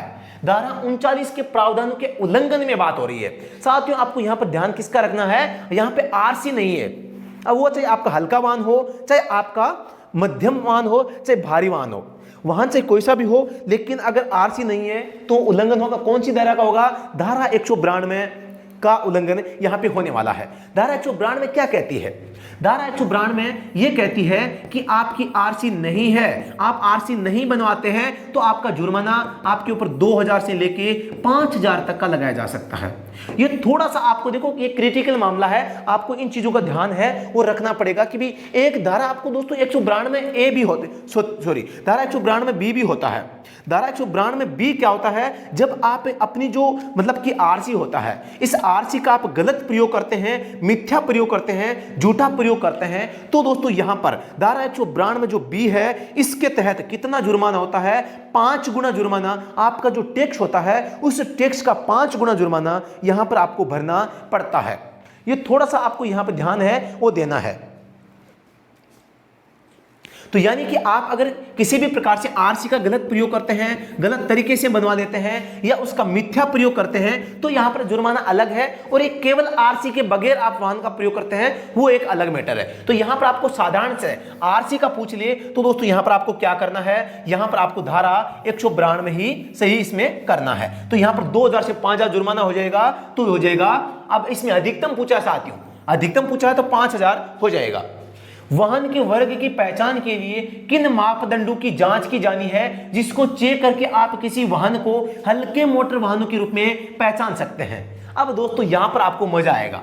लदान रहित वजन, सकल यान भार, टायरों की संख्या, उपरोक्त सभी। दोस्तों आप सभी को पता होगा, हम कहते हैं क्या कहते हैं, 7500 kg, हमें याद है 7.5 हजार kg हो गया, से 12,000 kg, ये भी हम समझते हैं मध्यमान हो जाएंगे। 12,000 kg से अधिक होगा तो मामला भारी हो जाएगा, यानी HMV हो जाएगा, ये LMV हो जाएगा और ये MGV हो जाएगा, यानी मीडियम गुड्स व्हीकल। अब इसमें ये भार, ये लदान रहित भार है या लदान सहित भार है, खाली का वजन है, भरा का वजन है। अब इस मामले को कैसे निपटें, तो दोस्तों मैं आपको बता देना चाहता हूं, जो आपकी यात्री वाहन होते हैं, कौन से वाहन, जो यात्री वाहन होते हैं उनका खाली का वजन होगा, यात्री वाहन का खाली का वजन देखा जाएगा, और जो भारी ये आपके माल वाहन होते हैं इनका दोस्तों भरा हुआ माल देखे, भरा हुआ वजन देखा जाएगा। अब दोस्तों नाम आया लदान रहित वजन। लदान रहित का मतलब कि खाली वजन आपको चाहिए, उसमें आप सवारी बैठा के नहीं देखोगे, आपको वजन खाली का देखना है। और दोस्तों बात आ जाती है सकल यान भार की। सकल यान भार, gross vehicle weight, gross vehicle weight, आपको इसका नाम आपने कभी देखा होगा, WEIGHT वेट, यानी कि सकल यान भार, यानी कि किसी वाहन के द्वारा ले जाया जाने वाला वह वजन जो परिवहन अधिकारी उसको ले जाने के लिए अधिकृत करता है। यानी कितना वजन है जो एक परिवहन अधिकारी ये कहता है भैया तू इस वाहन से इतना वजन ले जाना चाहिए। यानी कि जो आरसी के अंदर जो वजन लिखा गया है वो एक सकल यान भार होता है, एक रजिस्ट्रीकृत एक प्रमाणीकृत यान भार होता है। किसी वाहन के लिए अधिकृत सकल यान भार का मतलब होता है, यानी कि वैसे तो हम कह सकते हैं कि वाहन अधिकतम कितना वजन ले जा सकता है, वो वजन है उसके लिए ग्रॉस व्हीकल वेट कहलाता है। तो यहां पर आपको बताना है किसके बारे में, हल्के मोटर वाहन की पहचान हमेशा लदान रहित वजन से होगी। ऑप्शन 1 इसका हो जाएगा। फिटनेस प्रमाण पत्र फॉर्म में दिया या नवीनीकृत किया जाता है। फिटनेस प्रमाण पत्र फॉर्म 38 में दिया जाता है। धारा का पूछ ले तो यहां पर 56 का इसका संबंध होता है। बात करते हैं पीवी की, बात करते हैं सीवी की। पीवी के लिए 15 साल के लिए, कॉमर्शियल व्हीकल के लिए 2 साल के लिए नए होने पर बाद में 1-1 साल के लिए जारी किया जाता है। तो यहां पर आपको थोड़ा सा ध्यान देना है। परमिट की 5 साल की अवधि के लिए आवेदन नहीं किया जाता, किसके द्वारा, नियमित परमिट किया जाता है। पर्यटक परमिट भी होता है। अस्थायी परमिट के लिए यहां पे 1 माह से लेके 4 माह के लिए आवेदन किया जाता है, इसलिए ऑप्शन नंबर सी जवाब सही हो जाएगा। अस्थायी परमिट की बात करते हैं, धारा 87 के तहत आपको यहां पर दिया जाता है। धारा 87 भी 3-4 कैटेगरी में देता है, जिससे कोई आपका मेला हो, धार्मिक प्रयोजन हो जाए, मौसमी कोई आपकी मौसमी कारोबार जो आप करते हैं, या आपको विशिष्ट आवश्यकता आपको पड़ गई है, या आपका जो परमिट है वो अभी तक जारी नहीं हो पाया है, आपने आवेदन तो कर दिया है लेकिन आवेदन पेंडिंग है, इन परिस्थितियों के लिए अस्थायी परमिट है धारा 87 के तहत दिया जाता है। अधिकतम जुर्माना क्या है, यदि कोई व्यक्ति मोटर वाहन को ऐसे तरीके से चलाता है जो जनता के लिए खतरा है, खतरनाक है, जनता के लिए खतरनाक। नाम आते ही आपको धारा 184 याद यहां पे आपको आनी चाहिए। धारा 184 में जुर्माना कितना है, आप ये अगर बताने का प्रयास करें तो यहां पर आप सभी को पता है न्यूनतम जुर्माना पूछे या अधिकतम, यहां पे थोड़ा सा कंफ्यूज होता है। न्यूनतम पूछ ले, न्यूनतम तो आपके होता है 2000, अधिकतम होता है 5000। अब क्या करेंगे, यहां पर मैं बताता हूं दोस्तों, यहां पर हमेशा न्यूनतम की ओर भी देखना चाहिए, अधिकतम भी देखना चाहिए। पहली बात तो ऐसा प्रश्न आएगा नहीं, आएगा तो उसमें अधिकतम या न्यूनतम का जरूर उल्लेख उसमें आएगा, क्योंकि मोटर व्हीकल एक्ट में ये दोनों चीजें लिखी हुई है। तो हम किसको माने किसको नहीं माने, अधिक माने तो क्यों माने भैया बता, कम माने तो क्यों माने, समझ गए। इसलिए हमें न्यूनतम पे जाना है, हम न्यूनतम पे जाएंगे। 2000 का जुर्माना है, आपने आपकी वाहन पकड़ा गया है, आप उस पे अब जुर्माना लगता है, तो आप न्यूनतम की ओर जाएंगे या अधिकतम की ओर, न्यूनतम की ओर जाएंगे। तो यहां पर आपको न्यूनतम की ओर जाना है, क्योंकि न्यूनतम ही सबसे बेस्ट जवाब इसका हो सकता है। तो ये इसका जवाब हो जाएगा 2000 रुपए।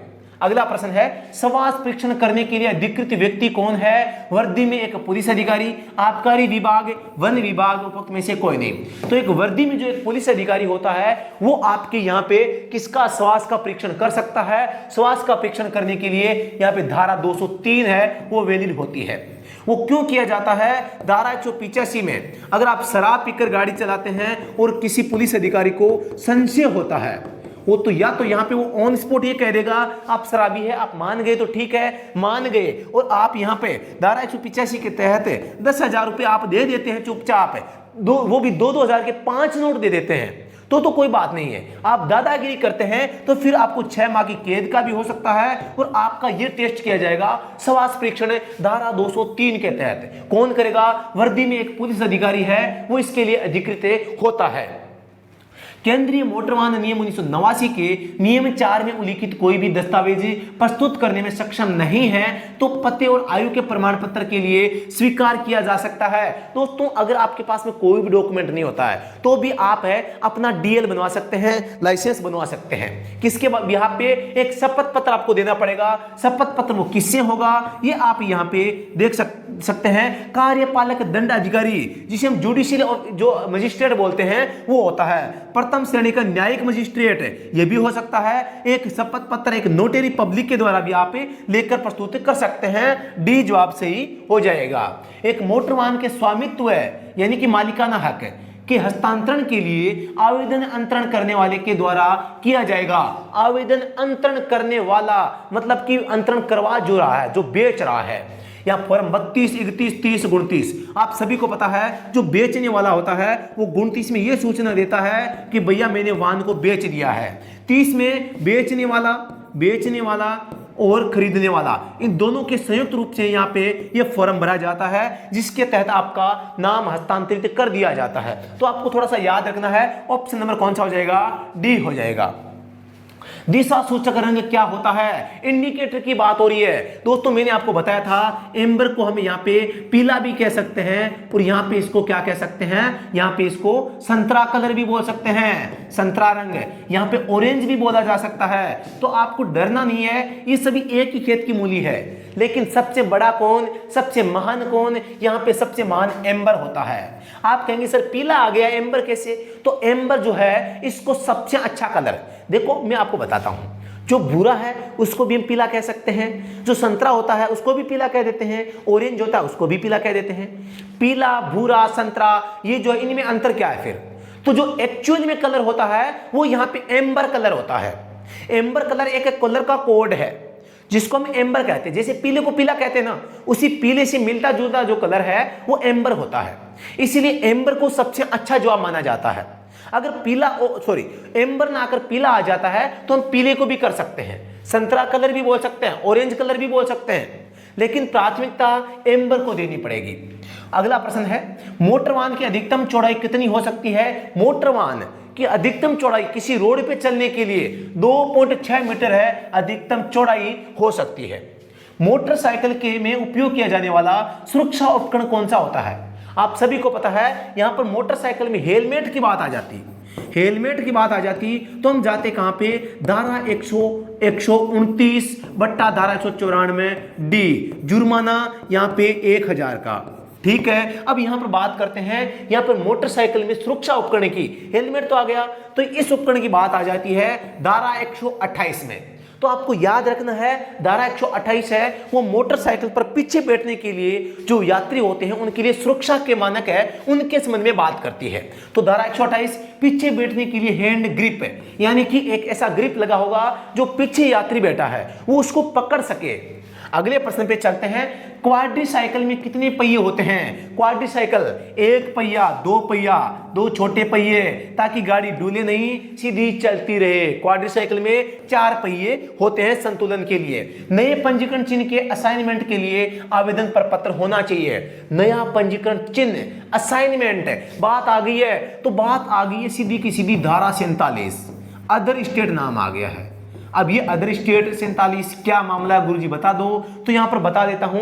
एक राज्य से दूसरे राज्य में अगर आप ट्रांसफर हो जाते हैं, एक राज्य से दूसरे राज्य में अगर आप स्थानांतरण करवा लेते हैं, राज्य में स्थानांतरण, तो इस स्थिति में आप दूसरे जो राज्य है स्थानांतरण, तो दूसरे राज्य में केवल यहाँ पे 12 माह की छूट होती है। 12 माह वाहन रख सकते हैं, 12 माह से ज्यादा रखना है, 12 माह वाहन रखना, 12 माह से ज्यादा रखना है तो धारा 47 के तहत आपको एक जो आरसी है, पंजीकरण प्रमाण पत्र है, उसका नया असाइनमेंट चिन्ह यानी कि नई प्लेट आपको लगानी पड़ेगी, नया पंजीकरण करवाना पड़ेगा। इसके तहत आपको फॉर्म संख्या 27 भरनी पड़ेगी। याद कर लेना, हिमाचल प्रदेश हाई कोर्ट का जो पेपर हुआ था उसमें ये पेपर में प्रश्न टपका था।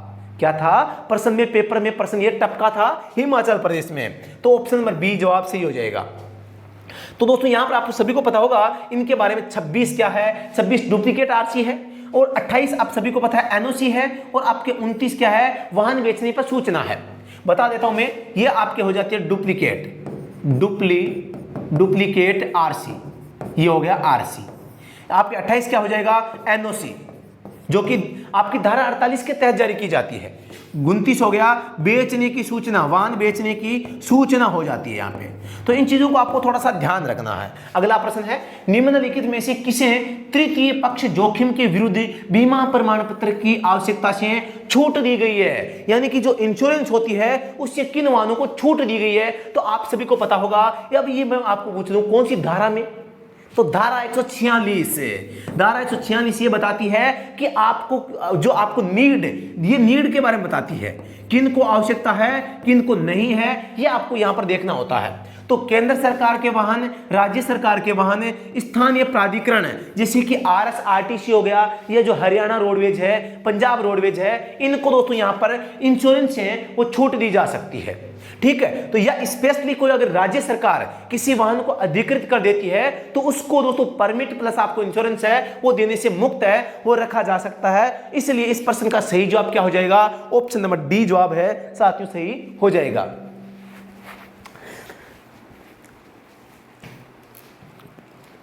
तो ऑप्शन नंबर डी इसका सही जवाब हो जाएगा। तो अगले प्रश्न पे चलते हैं। यदि कोई व्यक्ति अपनी जानकारी में किसी बीमारी से पीड़ित है तो मोटर वाहन चलाने पर अधिकतम जुर्माना क्या है?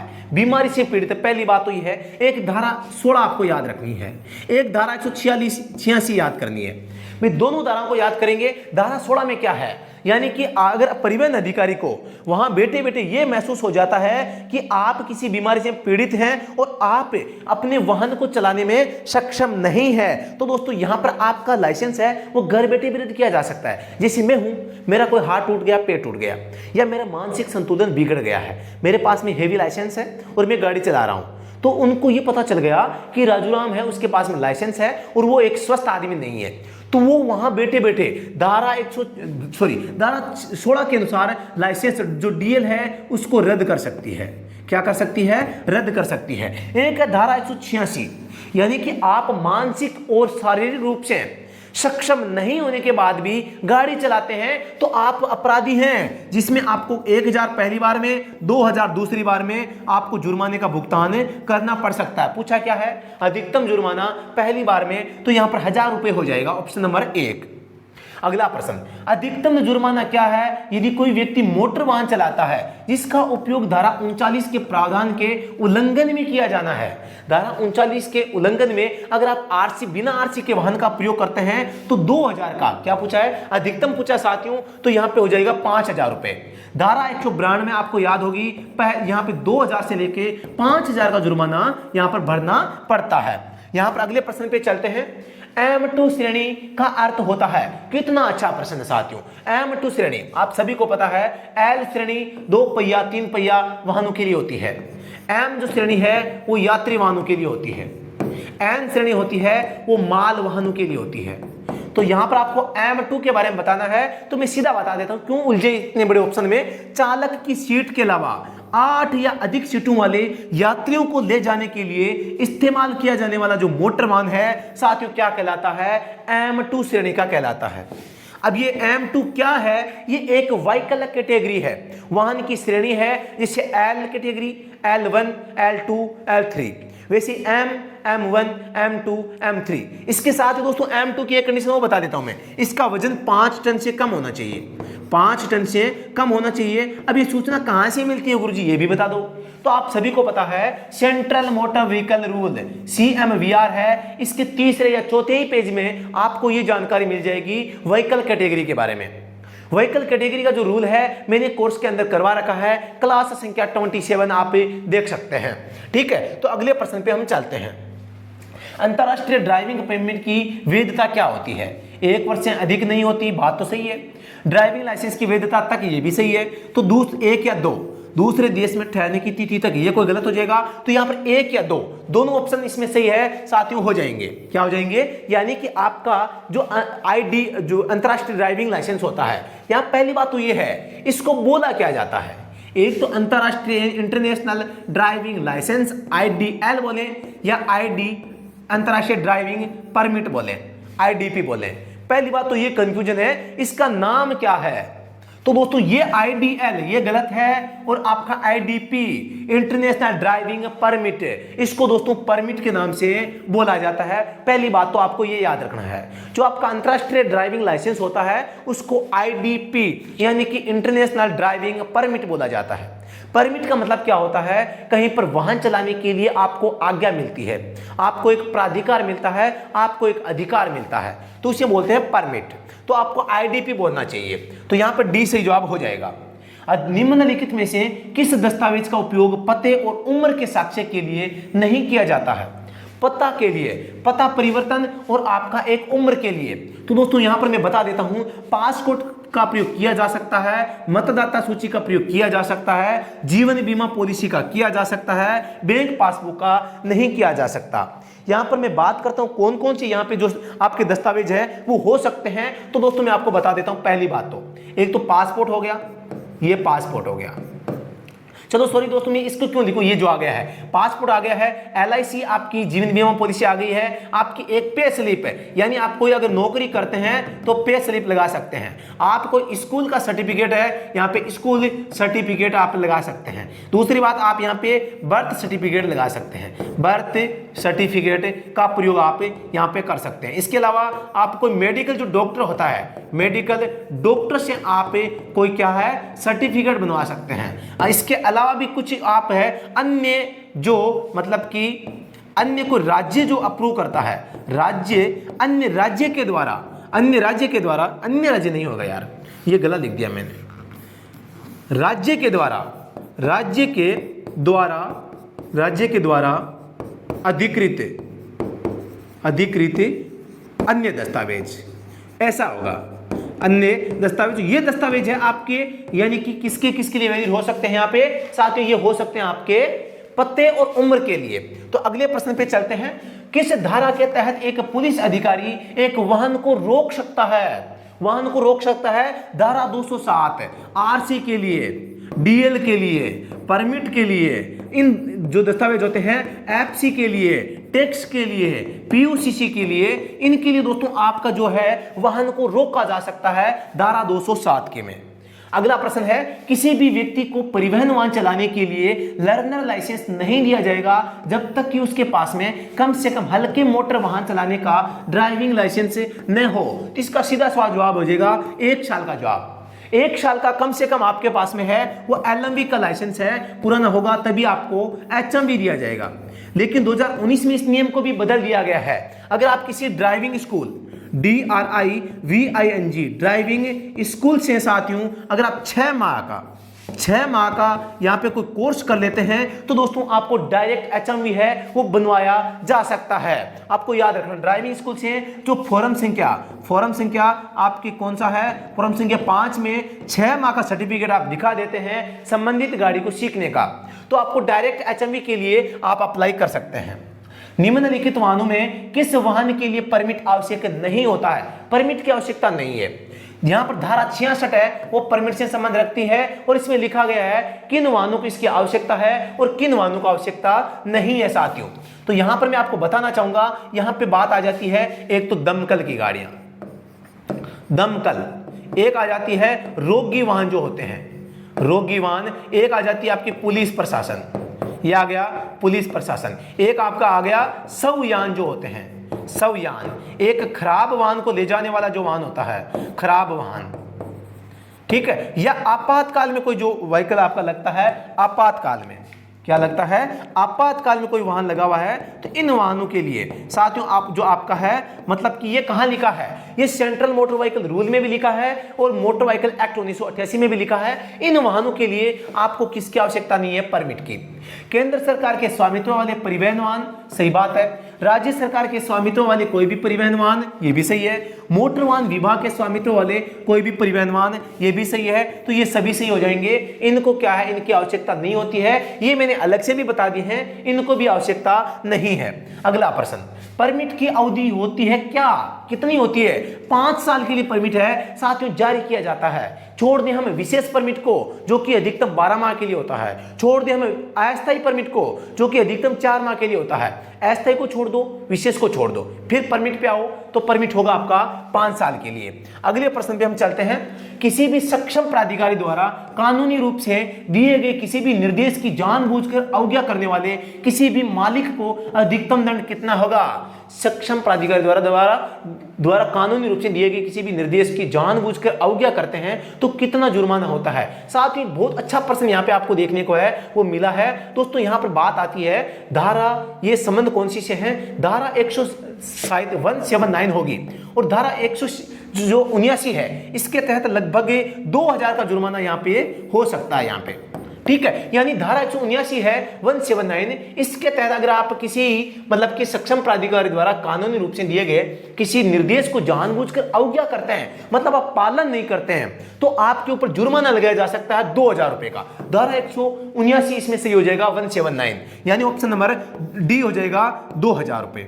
2000 रुपए धारा 179 इसमें हो जाएगी। अगला प्रश्न है, यदि कोई व्यक्ति धारा 113 के प्रावधानों के अनुसार मोटर वाहन चलाता है तो न्यूनतम जुर्माना पूछा गया है। धारा 113 का मतलब है ओवरलोड। ओवरलोड की बात आ जाती है तो दोस्तों आप धारा याद करते हैं कौन सी, 113 का था उल्लंघन, और इसके उल्लंघन पर धारा 194, धारा 194 आ जाती है तो 20,000 का जुर्माना है, और इसके अलावा प्लस में आप कर दो 2000 रुपए प्रति अतिरिक्त टन आपके यहां पर होता है। वाहन में से अतिरिक्त जो माल है उसको उतारना पड़ेगा, हो जाएगा 20,000 रुपए। अगला प्रश्न है, श्रेणी एन का अर्थ क्या होता है। मैंने आपको बताया था एल यानी 2 पहिया 3 पहिया, एम का मतलब है यात्री बैठते हैं, एन का मतलब है इसमें क्या है माल का वहन होता है, तो सीधी बात है यात्री वाला गलत हो जाएगा, यात्री की ढुलाई गलत हो जाएगा। माल ढुलाई के लिए कम से कम 3 पहिया नहीं होगा, कम से कम 4 पहिया होंगे इसमें एन वाले में, ठीक है। तो यहां पे हो जाएगा माल की ढुलाई के लिए कम से कम 4 पहियों वाला मोटरयान, ऑप्शन नंबर 20 का जवाब है, साथियों सही हो जाएगा। ये चीज भी आप दोस्तों आपके हमारी जो मोटर व्हीकल जो हमारे ऑनलाइन कोर्स की क्लास संख्या 27 है व्हीकल कैटेगरी में आप देख सकते हैं, अगर आप नहीं देखिए तो। प्रश्न संख्या 57, मल्टी एक्सल के अलावा अन्य माल ढुलाई के संबंध में राष्ट्रीय परमिट वाहन के रूप में उपयोग के लिए अभिप्रेरित मोटर वाहन की आयु कितनी होगी। मल्टी एक्सल के अलावा साथियों आ गया है, अन्य माल ढुलाई की बात हो रही है, तो यहां पर दोस्तों आपका जो माल ढुलाई जो आपका परमिट है national permit, NATIONAL national permit है। तो दोस्तों नेशनल परमिट है वो किसी वाहन के मतलब कि 12 पुराना कितना होगा 12 वर्ष पुराने होने तक दिया जाता है, 12 वर्ष पुराना वाहन 12 वर्ष से पुराना वाहन होने तक दिया जाता है। लेकिन बात आ जाती है मल्टी एक्सल होने की, तो यहां पर 15 वर्ष पुराना होने तक आपको परमिट है वो दिया जा सकता है। दोनों का अलग अलग रूल है। मल्टी एक्सल है तो मतलब कि 15 हो जाएगा, कितना हो जाएगा 15 हो जाएगा, और अगर नॉर्मल वाहन है तो 12 वर्ष पुराना होने तक आपको राष्ट्रीय परमिट दिया जा सकता है। राष्ट्रीय परमिट की बात करता हूं, यहां पे 4 राज्य के लिए दिया जाता है, कम से कम 4 राज्य, कम से कम आपको 4 राज्य के लिए लेना पड़ेगा। तो इन चीजों का आपको ध्यान में है वो रखना है, तो इसका जवाब हो जाएगा 12 वर्ष। अगला प्रश्न है, ड्राइविंग लाइसेंस के नवीनीकरण के लिए आवेदन के साथ क्या देना है, रिन्यू करवा रहे हैं। बात आई है रिन्यू की बात आते ही आपको धारा क्या याद करनी है, धारा 15 रिन्यू से संबंधित है। धारा 15 में आपको यह भी याद करना है, अब ये आपको पहले इसका फॉर्म था 9 था, इसको काट दो, नया नियम आ गया है, फॉर्म 2 का प्रयोग है साथियों। तो प्रश्न संख्या 58 आपके सामने है, ड्राइविंग लाइसेंस के नवीनीकरण के लिए आवेदन के साथ में क्या देना होना चाहिए, driving certificate, driving licence, learner licence और अनुभव प्रमाण पत्र। यानी कि जब आप रिन्यू करवा रहे हैं, बात आ जाती है रिन्यू की, तो दोस्तों सबसे पहले आपको धारा 15 याद कर लेनी है। धारा 15 में लाइसेंस को रिन्यू करवाने के संबंध में उल्लेख किया गया है। लाइसेंस के संबंध में, रिन्यू के संबंध में फॉर्म की बात करते हैं तो अब आपको फॉर्म संख्या 2 भरना होता है। ओल्ड जो फॉर्म था दोस्तों मैं बता देता हूं, ओल्ड फॉर्म था आपके 9 को दोस्तों अब बंद कर दिया गया है, नया नियम आ चुका है। आपको नए जो अपडेटेड मैंने फॉर्म के संबंध में आपको एक वीडियो क्लास बताई थी, आपको उसको देखना है। यानी कि आप सभी को पता होगा लाइसेंस से संबंधित जो 2 नंबर फॉर्म है, इसमें मैं बात करता हूं फॉर्म संख्या 2 इसमें इस्तेमाल होता है, फॉर्म संख्या 4 की जगह इस्तेमाल होता है, फॉर्म संख्या 8 की जगह होता है, फॉर्म संख्या 9 की जगह होता है। इन 4 फॉर्मों की जगह अब फॉर्म संख्या 2 ही काम आएगा, इस बात को आपको ध्यान रखना है। जब से सारथी पोर्टल आया है, जब से आपका लाइसेंस के लिए ऑनलाइन आवेदन सारथी पोर्टल के माध्यम से किया जा रहा है, पूरे भारत में लाइसेंसिंग के संबंध में एक रूपता लाने के लिए यह संशोधन हुआ है। और दोस्तों यहां पर फॉर्म संख्या 2 आपको है वो याद करना है। लाइसेंस रिन्यू के लिए आप अगर रिन्यू करवा रहे हैं मतलब आपके पास में लाइसेंस है, तो वो लाइसेंस आपको देना पड़ेगा। ड्राइविंग लाइसेंस ऑप्शन नंबर 20 का जवाब हो जाएगा। लाइसेंसिंग प्राधिकरण कौन होता है? लाइसेंसिंग प्राधिकरण यानी जो लाइसेंस जारी करता है। प्राधिकरण यानी क्या होता है? ऑथोरिटी। ऑथोरिटी यानी जो हमें लाइसेंस बनाने के लिए प्राधिकार होती है या जिसके पास में पावर होती है, वो ऑथोरिटी क्षेत्रीय परिवहन अधिकारी कहलाता है, यानी कि आरटीओ। आरटीओ दोस्तों कहलाता है, आपको पता होगा। ऑप्शन नंबर सी जवाब सही हो जाएगा। अतिरिक्त पंजीकरण प्राधिकारी कौन होता है? आप सभी को पता है, जैसे एक डायरेक्टर होता है, डायरेक्टर होता है, डायरेक्टर के नीचे काम कौन करते हैं? Joint director. जॉइंट डायरेक्टर काम करते हैं।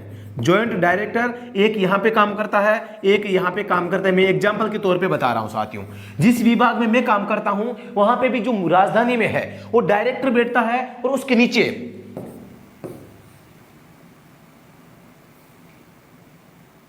हाँ ठीक है, उसके नीचे साथियों क्या है? जॉइंट डायरेक्टर बैठे हैं। वो जॉइंट डायरेक्टर क्या है? उनके नीचे काम करते हैं, मतलब कि उनके नीचे के अधिकारी हैं। उसी प्रकार से जैसे हमारा जो आपका मतलब कि पंजीकरण प्राधिकारी होता है, पंजीकरण प्राधिकारी नाम आ जाता है तो केवल हम आरटीओ कहते हैं। अब इस आरटीओ के नीचे बैठने वाला कौन हो जाएगा? संयुक्त क्षेत्रीय परिवहन अधिकारी, यानी कि यहां पे जे आरटीओ इसका जी हो जाएगा, joint registering transport joint regional transport officer, यानी कि आपका संयुक्त क्षेत्रीय परिवहन अधिकारी। इसका जवाब सही हो जाएगा ऑप्शन नंबर 1। अगला प्रश्न पे चलते हैं। ड्राइविंग लाइसेंस प्रदान करने के लिए सक्षमता परीक्षा में आवेदक को छूट दी गई है। कहां छूट दी गई है? एक ड्राइविंग लाइसेंस रखता है जो 5 साल से अधिक समय से पहले समाप्त हो गया है। अगर समाप्त हो गया है तो अब आपको दोबारा से परीक्षा यहां पे देनी पड़ेगी। सक्षमता परीक्षण है वो आपको देना यहां पे पड़ेगी, ठीक है। लेकिन छूट की बात हो रही है ना, किसी विदेशी देश के सक्षम प्राधिकारी द्वारा जारी ड्राइविंग लाइसेंस रखता है, मतलब उसके पास में है, मतलब बी सही हो जाएगा। राज्य सरकार द्वारा मान्यता प्राप्त किसी भी संस्थान द्वारा जारी ड्राइविंग प्रमाण पत्र। दोस्तों यहां पर बात कर रहे हैं राज्य सरकार द्वारा मान्यता प्राप्त किसी भी संस्थान, ये संस्थान की बात हो रही है दोस्तों। संस्थान कोई अगर ड्राइविंग लाइसेंस जारी करता है उसको मान्यता नहीं दी जाती। यहां पे लाइसेंस कौन जारी कर सकता है दोस्तों? यहां पे भाई राज्य सरकार का कोई मान्यता प्राप्त कोई संस्थान तो हो सकता है। संस्थान किसे कहेंगे? इंस्टीट्यूट। कोई इंस्टीट्यूट है आपका लाइसेंस जारी नहीं कर सकता। लाइसेंस जारी कौन करता है? लाइसेंसिंग जो अथॉरिटी होती है वो करती है। तो इसलिए यहां पर कोई संस्थान है वो अगर कोई लाइसेंस जारी करता है तो उसको मान्यता नहीं दी जा सकती, तो ये गलत हो जाएगा। अमान्य कैरिज लाइसेंस के लिए आवेदन कर रहा है। अमान्य कैरिज लाइसेंस के लिए दोस्तों आवेदन कर रहा है, मतलब कि इनवैलिड कैरिज, यानी कि अडेप्टेड व्हीकल जिसे कहते हैं, विकलांग व्यक्तियों के लिए जो लाइसेंस होता है उसकी बात हो रही है। तो इसको भी दोस्तों यहां पे है सक्षमता परीक्षा का मतलब परीक्षण है वो देना होगा। लेकिन छूट किसको मिल सकती है? केवल जिसके पास में करंट में लाइसेंस है या आपका लाइसेंस है वो 1 साल से ज्यादा पुराना नहीं हुआ है, यानी कि आपके लाइसेंस को 1 साल से कम समय एक्सपायर होने को हुआ है तो आपको दोबारा से टेस्ट देने की आवश्यकता नहीं होती है। यह आपको ध्यान रखना है। निम्नलिखित वाहनों में से किस वाहन के लिए परमिट आवश्यक नहीं है? परमिट आवश्यक किस वाहन के लिए नहीं है ये बताना है। तो दोस्तों आप सभी को पता है माल वाहन जिसका सकल वाहन भार जो होता है 3000 किलोग्राम से अधिक नहीं होता है, यानी कि 3000 किलोग्राम से वजन कम होता है, उनको साथियों यहाँ पे परमिट की आवश्यकता नहीं होती है। Option number C. दोस्तों धारा 66 बात करते हैं नीड, यानी कि किसको आवश्यकता है किसको नहीं है। किसकी बात कर रहा हूं मैं? परमिट की बात कर रहा हूं। तो दोस्तों यहां पे आपको ध्यान देना है किन वाहनों को यहां पर परमिट की आवश्यकता नहीं होती है। थोड़ा सा आपको यहां पर इसके संबंध में भी जानकारी है आपको रखनी चाहिए। तो कई इस प्रकार के वाहन होते हैं जो कि 100 का ले जाते हैं, जो कि खराब वाहनों को ले जाते हैं, जो दमकल की गाड़ियां होती है, जो कि मतलब कि इमरजेंसी वाहन जो होते हैं, इनको परमिट की आवश्यकता नहीं होती है। तो आपको थोड़ा सा ध्यान देना है। अगले प्रश्न पे चलते हैं। स्टेज कैरिज परमिट के नवीनीकरण के लिए आवेदन पत्र किसके द्वारा निर्धारित किया जाएगा? स्टेज कैरिज परमिट के नवीनीकरण के लिए आवेदन पत्र किसके द्वारा निर्धारित किया जाता है? केंद्र सरकार, राज्य परिवहन प्राधिकरण, क्षेत्रीय परिवहन प्राधिकरण। आप सभी को पता है परमिट है एक राज्य का विषय है। परमिट के संबंध में नियम है वो राज्य सरकार स्वयं बनाती है। मोटर व्हीकल एक्ट है, इसमें राज्यों को यह शक्ति दी गई है कि आप अपने राज्य के जो नियम है वो आप स्वयं बना पाएंगे। इसीलिए यहां पे आवेदन पत्र के बारे में भी जो नियम है वो राज्य सरकार बना सकती है। परमिट के संबंध में मैं बात कर रहा हूं। अगला प्रश्न, अस्थायी परमिट की अवधि होती है, आप सभी को पता है, नाम आ जाता है अस्थायी परमिट। तो दोस्तों आप सभी को धारा 87 यहां पे आपको याद आ जानी चाहिए, धारा 87। और दोस्तों इसके तहत 4 प्रकार से यहां पे जो आपके परमिट जारी किए जा सकते हैं, जैसे कोई धार्मिक संस्थान है, धार्मिक आयोजन है, या कोई मेला है, ठीक है, या आपके दोस्तों कोई मौसमी कारोबार है, मौसमी कारोबार है, यानी सीजनल है, जो कोई व्यवसाय होता है सीजनल कारोबार, यानी कारोबार हो सकता है, कारोबार ये हो गया, ठीक है। एक मैं बात कर सकता हूं, यानी कि एक विशिष्ट आवश्यकता, यानी कि स्पेशल कोई आवश्यकता आ जाती है या विशिष्ट आवश्यकता आ जाती है, तो दोस्तों यहां पे आप अस्थायी पंजीकरण ये परमिट ले सकते हैं। या आपने परमिट को रिन्यू के लिए आवेदन कर दिया है, परमिट आपका पेंडिंग है, परमिट जो आपका आवेदन है वो पेंडिंग चल रहा है, तो भी आप अस्थायी परमिट है वो ले सकते हैं। तो ये 4 कैटेगरी होती है परमिट की, आपको थोड़ा सा ध्यान देना है। इसकी जो अवधि की बात करते हैं, कम से कम की बात आ जाती है, कम से कम की तो दोस्तों 1 माह होगा। अधिकतम की बात आ जाती है तो दोस्तों यहां पे 4 माह हो जाएगा। अधिकतम की बात आ जाती है तो दोस्तों 4 माह इसका हो जाता है। तो इन चीजों को थोड़ा सा आपको ध्यान में रखना है। ऑप्शन नंबर डी 4 महीने से अधिक नहीं हो जाएगा। अंतरराष्ट्रीय ड्राइविंग परमिट का अर्थ क्या होता है? द्वारा जारी किया गया लाइसेंस। अंतरराष्ट्रीय ड्राइविंग परमिट, पहली बात तो दोस्तों इसको आई से इंटरनेशनल ड्राइविंग परमिट IDP बोला जाता है, न कि IDL। इनमें थोड़ा सा आपको अंतर समझना है। अंतरराष्ट्रीय ड्राइविंग लाइसेंस नहीं, अंतरराष्ट्रीय ड्राइविंग परमिट इसको बोला जाता है। इसका सहायक लाइसेंसिंग प्राधिकारी, यानी किसके द्वारा जारी किया जाता है? तो ये लाइसेंसिंग प्राधिकरण के द्वारा इसको जारी किया जाता है, क्योंकि लाइसेंस जारी करने का अधिकार केवल और केवल लाइसेंसिंग प्राधिकरण को होता है, अथॉरिटी को होता है। प्रश्न संख्या आपके सामने यहाँ पे 66 है। डीलर द्वारा बिक्री प्रमाण पत्र जारी किया जाता है। डीलर द्वारा बिक्री प्रमाण पत्र फॉर्म संख्या 21 में जारी किया जाता है। मैं बता देता हूं, फॉर्म संख्या 20 होता है आरसी, न्यू आरसी को अगर बनाते हैं तो काम आता है। 21 में साथियों आप सभी को पता है बिक्री प्रमाण पत्र होता है। फॉर्म संख्या 23 में दोस्तों आरसी है, उसको जारी किया जाता है। फॉर्म संख्या 23A होता है, इसमें स्मार्ट आरसी होती है, smart card RC, smart card RC इसमें होता है। फॉर्म संख्या 25 है, साथियों रिन्यू के लिए होता है।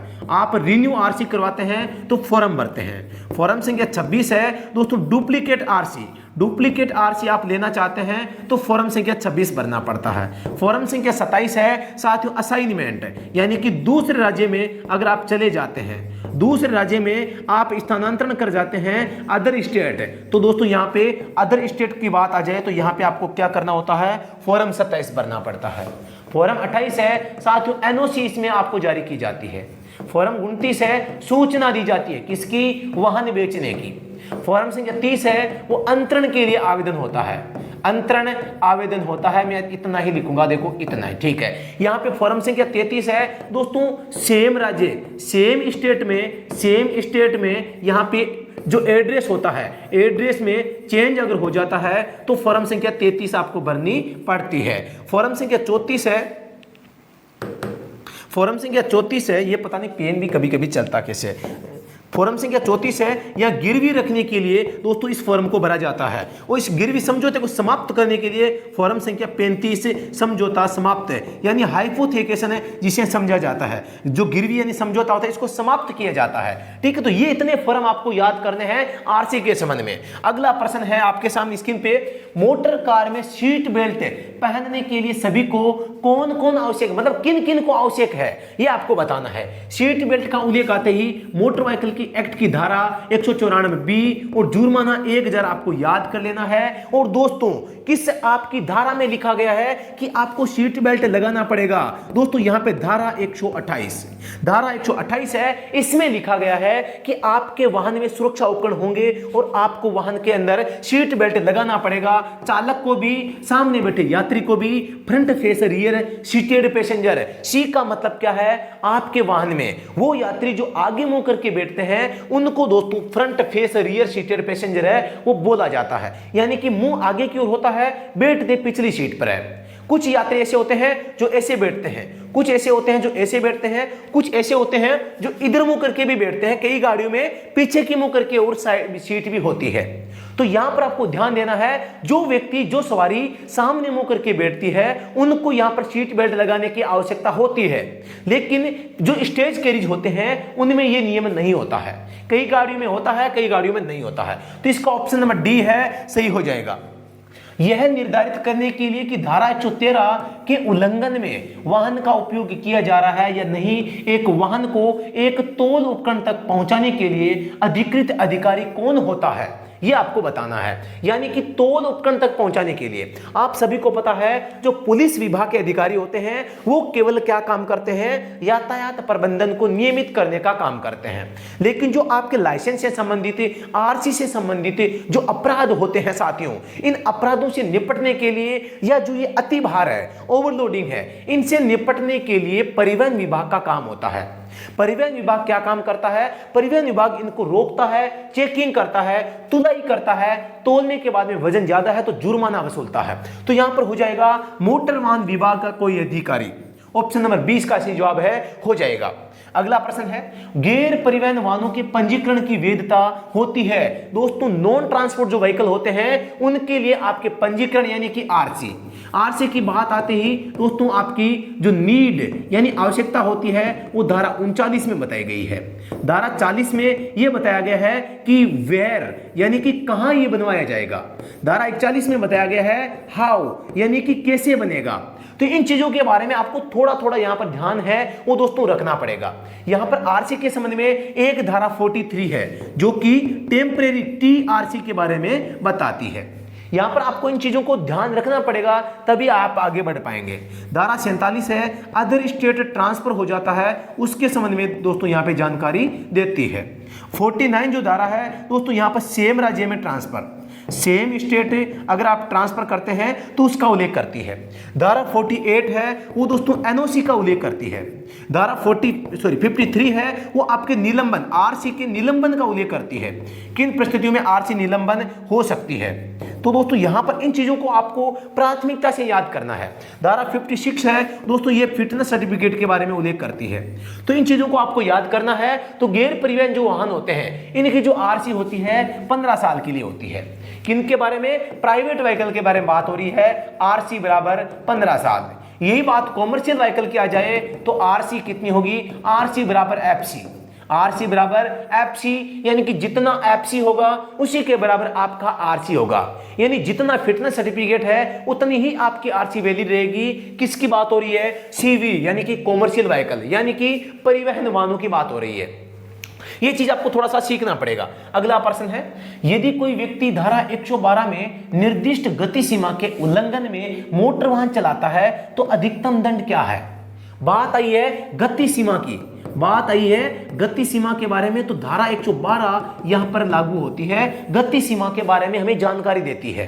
गति सीमा के बारे में दोस्तों क्लास संख्या 86 है, हमने स्पीड लिमिट के ऊपर आपको पढ़ा दी है, तो आप ये देख सकते हैं।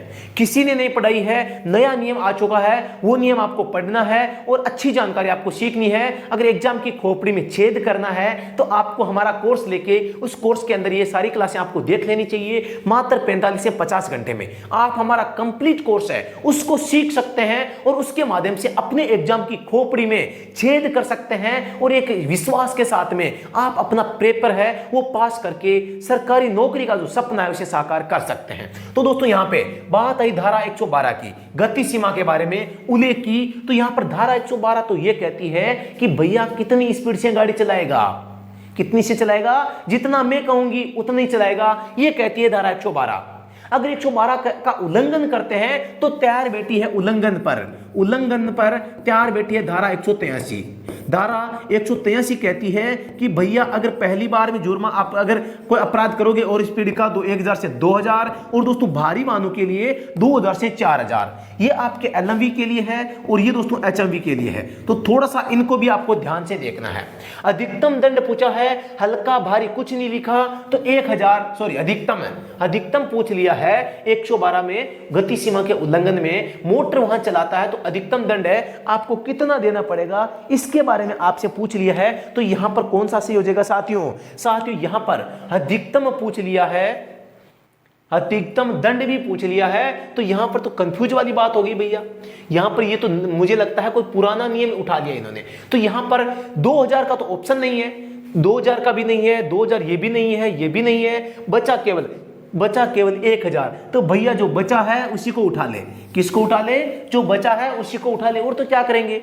ये दोस्तों पुराना नियम है, आप सभी को मैं बताना चाहूंगा, क्योंकि कभी कभी क्या है पेपर में पुराने नियम भी आ जाते हैं। तो आपको थोड़ा सा यहाँ पे है वो पुराने नियमों के बारे में भी आपको ध्यान रखना है। लेकिन मुझे पूरी उम्मीद है जो आप सभी को पता होगा, जब 2019 में जो संशोधन हुआ है, 2019 में संशोधन हुआ था, उससे पहले की मैं बात करता हूं, तो दोस्तों ओवर स्पीडिंग का चार्ज कितना था? कमेंट सेक्शन में तुरंत छाप दें। बिल्कुल साथियों, बिल्कुल पहले 400 रुपए का चालान था। पहले जो जुर्माना था धारा 183 में वो 400 रुपए का था ओवर स्पीडिंग में। हल्के भारी सभी के लिए समान था। लेकिन अब ये नियम चेंज हो गया है, इसीलिए इस प्रश्न में हमें जवाब नहीं मिल पा रहा है। ठीक है, तो थोड़ा सा ध्यान देना है। मैंने आपको यहाँ पे समझा दिया है पूरा मैटर क्या है। आंसर हमें यहाँ पे 1000 पे टिक करना है, 400 पे टिक अब नहीं करेंगे क्योंकि नियम चेंज हो गया है, पुराना नहीं पढ़ने वाले हम। अंतरराष्ट्रीय ड्राइविंग परमिट के लिए आवेदन किया जाता है दोस्तों, आईडीपी अंतरराष्ट्रीय driving permit, international driving permit के लिए फॉर्म संख्या 4A में आवेदन किया जाता है। लेकिन जारी किस में किया जाता है? जारी दोस्तों फॉर्म संख्या 6A में किया जाता है। ये आपको थोड़ा सा ध्यान से इन चीजों को, टेक्निकली चीजों को ध्यान देखना है। प्रश्न देखो आ जाता है, हम कहते हैं गुरुजी इतना डीपली से आएगा, तो भैया देखो काम है बोर्ड का, यहां पर जो भीड़ है इसमें से छंटनी करना। अब वो छंटनी कैसे होगी? जब थोड़ा सा अंदर घुसेंगे, अंदर केवल थोड़ा घुसेंगे, ज्यादा नहीं घुसेंगे। यहां पे जो बंदे हैं वो टेक्निकल में घुस रहे हैं। मैं बता देता हूं टेक्निकल के 12-13% आएंगे भैया, बाकी ड्राइविंग पार्ट सीख ले, टेक्निकल को मार गोली। टेक्निकल में 12-13 में से 6-7 तो ऐसे ही कर देगा। इसके चक्कर में आप बाकी जो सब्जेक्ट हैं जैसे मैथ, रीजनिंग है, जीके है, उनको तो भूल ही गया तू। ड्राइवर के पीछे पड़ा है, वो भी टेक्निकल के, जहां से केवल 10% आने वाले हैं, 12% आने वाले हैं। तो आपको ऐसा नहीं करना है, हर सब्जेक्ट को टाइम देना है। एक रणनीति के तहत तैयारी करनी है। रणनीति से तैयारी करने के लिए, अच्छे संसाधनों से तैयारी करने के लिए, अच्छा कंटेंट, अच्छा जो नोट्स है वो प्राप्त करने के लिए आप हमसे जुड़ सकते हैं, हमसे जुड़कर भी तैयारी कर सकते हैं। कोई भी समस्या आपको आ रही है तो आप 8764188848 इन नंबरों पे संपर्क कर सकते हैं। इन नंबरों पे आपको फ्री में टेस्ट मिलता है, फ्री में बुक मिलती है, काफी सारा कंटेंट फ्री कोर्स में भी दिया जाता है, आप ज्वाइन कर सकते हैं। तो यहाँ पे फॉर्म संख्या 4A में आवेदन जारी 6A में होता है। अगला प्रश्न, मोटर वाहन अधिनियम की किस धारा में गति सीमा का उल्लेख किया गया है? गति सीमा का उल्लेख पूछा साथियों यहाँ पे, तो धारा 112 में गति सीमा का उल्लेख है। और इसमें इसके तहत यहाँ पे आपको गति सीमा के बारे में बताना होता है। जिससे मैं बात करता हूँ मोटरसाइकिल की, बात करता हूँ मोटरसाइकिल की जो स्पीड होती है NH पे अधिकतम 80 किलोमीटर होती है। अब आप कहोगे सर आप क्या बता रहे हैं, हमने तो 50 पढ़ा है, 40 पढ़ा है, 60 पढ़ा है, या आप 80 कहां से ले आए? तो मैं बता देता हूं, नियम चेंज हो गया है। आपको अगर इसकी स्पीड लिमिट की क्लास देखनी है तो आप स्टडी एट होम पे जाके क्लास संख्या 86 है, उसको आप देख लेना। पूरी की पूरी जानकारी वहां पे विस्तार से दी गई है, आपको मिल जाएगी। तो यहां पर धारा 100 गति सीमा का उल्लेख 112 में किया गया है। उल्लंघन करने पर धारा 183 होता है। और जो हल्के वाहन होते हैं इनके लिए 1000 से 2000, भारी वाहन होते हैं इनका जुर्माना 2000 से 4000 के बीच में साथियों यहां पर रखा गया है। अगला प्रश्न है, वह अधिकतम जुर्माना क्या होगा यदि कोई वाहन का मालिक के किसी ऐसे व्यक्ति को मोटर वाहन चलाने का कारण बनता है जो उसके द्वारा धारा 112 में निर्दिष्ट गति सीमा के उल्लंघन में शामिल है। यानी कि आपको यहां पर यह बताना है कि भाई कोई व्यक्ति गाड़ी चलाता है जो धारा 112 का उल्लंघन करता है, मतलब गति सीमा का उल्लंघन। गति सीमा का उल्लंघन मतलब है धारा 183, और 183 का मतलब है 1000 से 2000 और 2000 से 4000। अब इसमें जो आपका है LMV है तो ये ऊपर वाला हो जाएगा, HMV है तो ये हो जाएगा। अब बताओ इसमें कौन सा वाहन के बारे में बताया गया है? यहां पर बताया गया है कोई नहीं है, हल्का भारी कुछ नहीं है। ऑप्शन के हिसाब से 1000 सही इसका हो जाएगा आंसर। अगला प्रश्न चलते हैं, यदि कोई व्यक्ति धारा 146 के प्रावधानों के उल्लंघन में वाहन चलाता है तो कितने माह का कारावास। बात आ जाती है 146 की, बात आ जाती है 146 को, तो बीमा का नाम आता है और बीमा में भी थर्ड पार्टी बीमा का नाम आता है जो कि कम से कम हमें चाहिए होती है। थर्ड पार्टी बीमा होती है, यहां पर मैंने गलत नाम लिख दिया है, इसको सही करता हूं मैं थोड़ा सा। थर्ड पार्टी बीमा। अब कुछ लोग तो ये भी कहते हैं सर ये नाम सही है क्या, यानी कि वो वहां लिखा क्या होता है, तृतीय पक्षीय बीमा। कितना अच्छा नाम है। तो भैया ये इसका जो मतलब है वही है जो ऊपर वाले का है। तृतीय पक्षीय बीमा, थर्ड पार्टी बीमा एक ही होता है और ये किसी न किसी व्हीकल के लिए ये तो होना जरूरी है। इससे बड़ा कराओ तो ठीक है, लेकिन ये बीमा तो आपको करवाना ही पड़ेगा। नहीं करवाते हैं तो उल्लंघन पर साथियों यहां पर धारा 196 में लागू होती है। पहली बार में 2000 रुपए, दूसरी बार में 4000 रुपए और कैद की बात करते हैं 3 माह की कैद का प्रावधान है साथियों यहां पर किया गया है। तो यहां पे हो जाएगा 3 माह है, ऑप्शन सी। अगला प्रश्न, लर्निंग लाइसेंस जारी करने के मामले में प्रारंभिक परीक्षा आवश्यक होता है। प्रारंभिक परीक्षा किसके लिए आवश्यक है? प्रभावी ड्राइविंग लाइसेंस धारक है। क्या पहले से जिसके पास में लाइसेंस है उसको प्रारंभिक यानी शुरुआती परीक्षा देनी पड़ेगी? नहीं देनी पड़ेगी। नए आवेदक के लिए ये तो सही बात है, बिल्कुल नया तो देगा ही। ड्राइविंग लाइसेंस धारक है जो समाप्त हो गया है लेकिन 1 साल पूरे हो गया है, यानी ड्राइविंग लाइसेंस धारक है जो समाप्त हो गया है लेकिन 1 साल पूरा हो गया है, 1 साल टाइम भी बीत गया है। तो दोस्तों 1 साल जिसको टाइम बीत जाता है उसको भी यहां पे प्रारंभिक जो परीक्षा है उससे गुजरना पड़ सकता है, क्योंकि 2019 के बाद में नए नियम अनुसार अब आप अगर 1 साल में अपने लाइसेंस को जो एक्सपायर हो चुका है उसको रिन्यू नहीं करवाते हैं तो दोस्तों क्या होता है, आपको जो लाइसेंस जारी करने वाला अधिकारी होता है वो आपको मना कर सकता है और आपको दोबारा से टेस्ट देने के लिए कह सकता है, तो आपको परीक्षा देनी पड़ेगी। तो इसके आंसर 2 हैं, बी भी है, सी भी है आपको। क्योंकि साथियों यहां पे पहले ये मुझे लगता है पुराना पेपर है तो मतलब कि ये सी है, उस समय सही था लेकिन वर्तमान में आते आते गलत हो गया है। आपको ध्यान रखना है, हमें गलत नहीं पढ़ना है, हमारे लिए अब ये सही हो गया है। ठीक है, तो अगले प्रश्न पे चलते हैं। परिवहन वाहन चालक की वर्दी को अधिसूचित करने के लिए अधिकृत व्यक्ति कौन है? आप सभी को पता है जो कोई भी विभाग होता है उसका एक प्रशासनिक मुखिया होता है और इसमें प्रशासनिक मुखिया वो आपके ट्रांसपोर्ट कमिश्नर होते हैं। ट्रांसपोर्ट कमिश्नर को हिंदी में परिवहन आयुक्त बोला जाता है और ये किसी राज्य में परिवहन विभाग का सबसे बड़ा अधिकारी होता है और यही है वो नए नियम है वो ये बनाता है कि वर्दी कैसी होगी परिवहन वाहन के चालकों के लिए, वर्दी के कलर कोड को डिसाइड करता है। तो यहाँ पे ऑप्शन नंबर डी है वो सही हो जाएगा। निम्न में से कौन सी शर्त धारा 113 का उल्लंघन है? हाँ उल्लंघन है। यहाँ पे धारा 113 क्या है? ओवरलोड के बारे में धारा 113 बताती है और इस ओवरलोड में धारा 113 का अगर उल्लंघन होता है, तो धारा 194 लगती है और धारा 194 के तहत आपको 20,000 का जुर्माना यानी कि 10 नोट आपको 2,000 के देने हैं। साथ ही आपको 2,000 रुपए अतिरिक्त एक्स्ट्रा जो टन माल है अतिरिक्त प्रति टन आपको है देना पड़ेगा। ठीक है, तो यहां पर थोड़ा सा ये ध्यान देना है, बिना लदान का भार पंजीकरण प्रमाण पत्र में उल्लेखित बिना लदान भार से अधिक है, यानी जो बिना लदान का भार है वो आपके आरसी में जो लिखा गया उससे अधिक है, तो गलत बात है यार, ये सही हो जाएगा। अगर बिना लदान का भार आरसी में उल्लेखित बिना लदान भार से कम है, कम तो चलेगा यार, कम तो रख सकते हैं। बिना लदान का भार पंजीकरण प्रमाण पत्र में उल्लेखित बिना लदान भार से बराबर है, बराबर तो कोई समस्या ही नहीं है, जितना वैलिड उतना डाला है, तो मतलब कि ये सारे गलत हो जाएंगे। यहां पे क्या हो जाएगा? ऑप्शन नंबर 1, यानी कि आपके पंजीकरण प्रमाण पत्र में जो भार लिखा गया है उससे अगर आप ज्यादा वाहन भरते हैं, ज्यादा माल भरते हैं तो आपको यहां पे जुर्माना भरना पड़ सकता है, जो धारा 113 का उल्लंघन माना जाएगा और धारा 194 में लागू होगी, जिसके तहत 20,000 2,000 के 10 नोट 2,000 के 10 नोट आपको देने पड़ेंगे और 2,000 रुपए यानी 2,000 का एक नोट प्रति एक अतिरिक्त टन के देना पड़ेगा। अगला प्रश्न है साथियों, वह अवधि क्या है जिसके भीतर अंतरणकर्ता पंजीकरण प्राधिकरण को स्थानांतरण की सूचना देगा? आप सभी को पता है यहां पर अगर सेम स्टेट में वाहन बेचते हैं, तो आपको 14 दिन का टाइम मिलता है अंतरण के लिए आवेदन करने का। अंतरण के लिए आवेदन कर दिया मतलब क्या हो गया, सूचना भी चली गई, मतलब क्या हुआ 14 दिन में इसका सही हो जाएगा।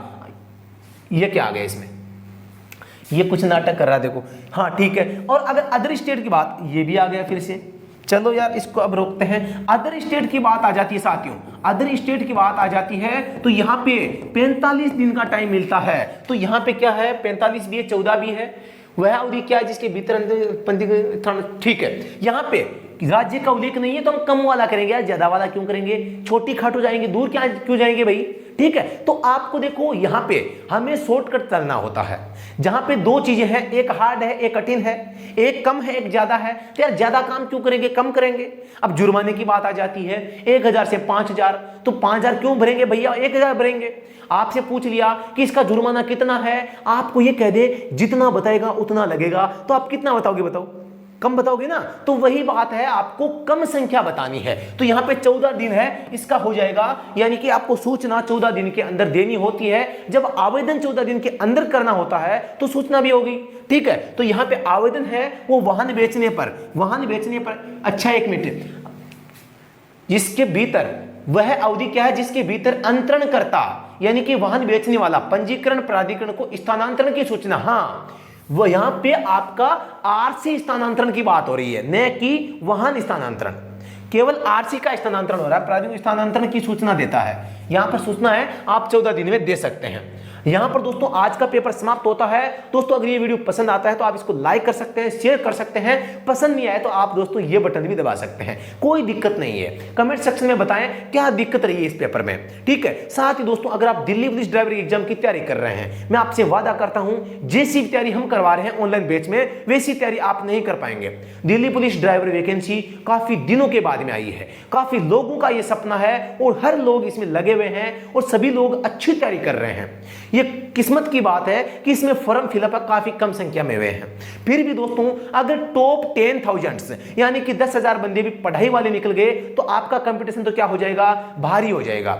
उस स्थिति से बचने के लिए आपको एक सही प्लेटफॉर्म का चुनाव करना है।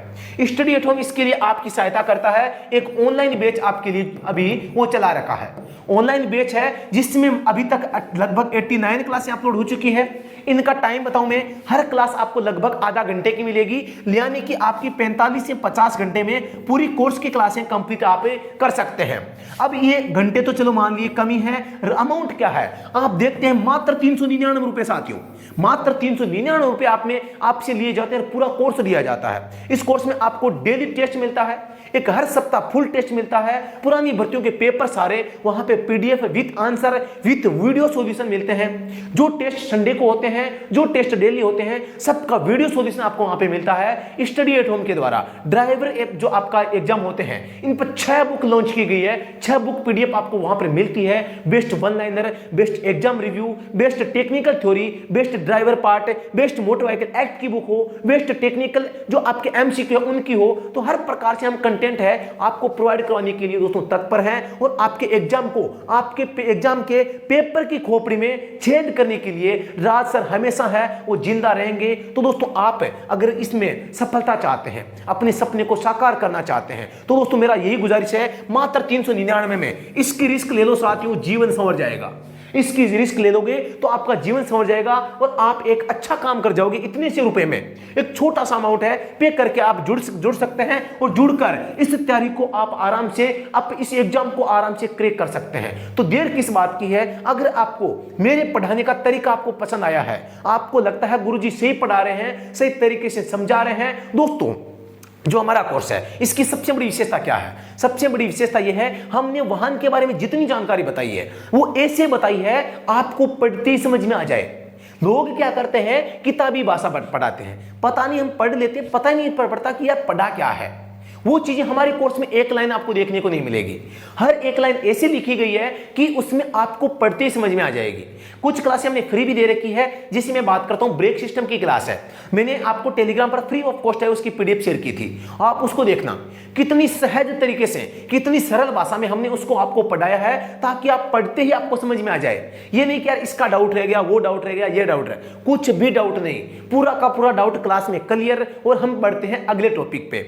इसी प्रकार से आप तैयारी करने के लिए जुड़ सकते हैं स्टडी होम पे। दोस्तों पूरा का पूरा कोर्स है, आपको कंप्लीट कॉम्बो कोर्स मिलता है, तो आप ज्वाइन कर सकते हैं। किसी भी प्रकार की दोस्तों सहायता के लिए, समस्या के लिए आप संपर्क कर सकते हैं। नंबर है हमारे 8764188848। तो इन नंबरों पर संपर्क कर सकते हैं। और किसी भी प्रकार की आपको ड्राइवर एग्जाम से रिलेटेड कोई जानकारी चाहिए तो आप प्राप्त कर सकते हैं। तो दोस्तों दिल्ली पुलिस की जय, भारत माता की जय। दोस्तों धन्यवाद। जय हिंद, वंदे मातरम।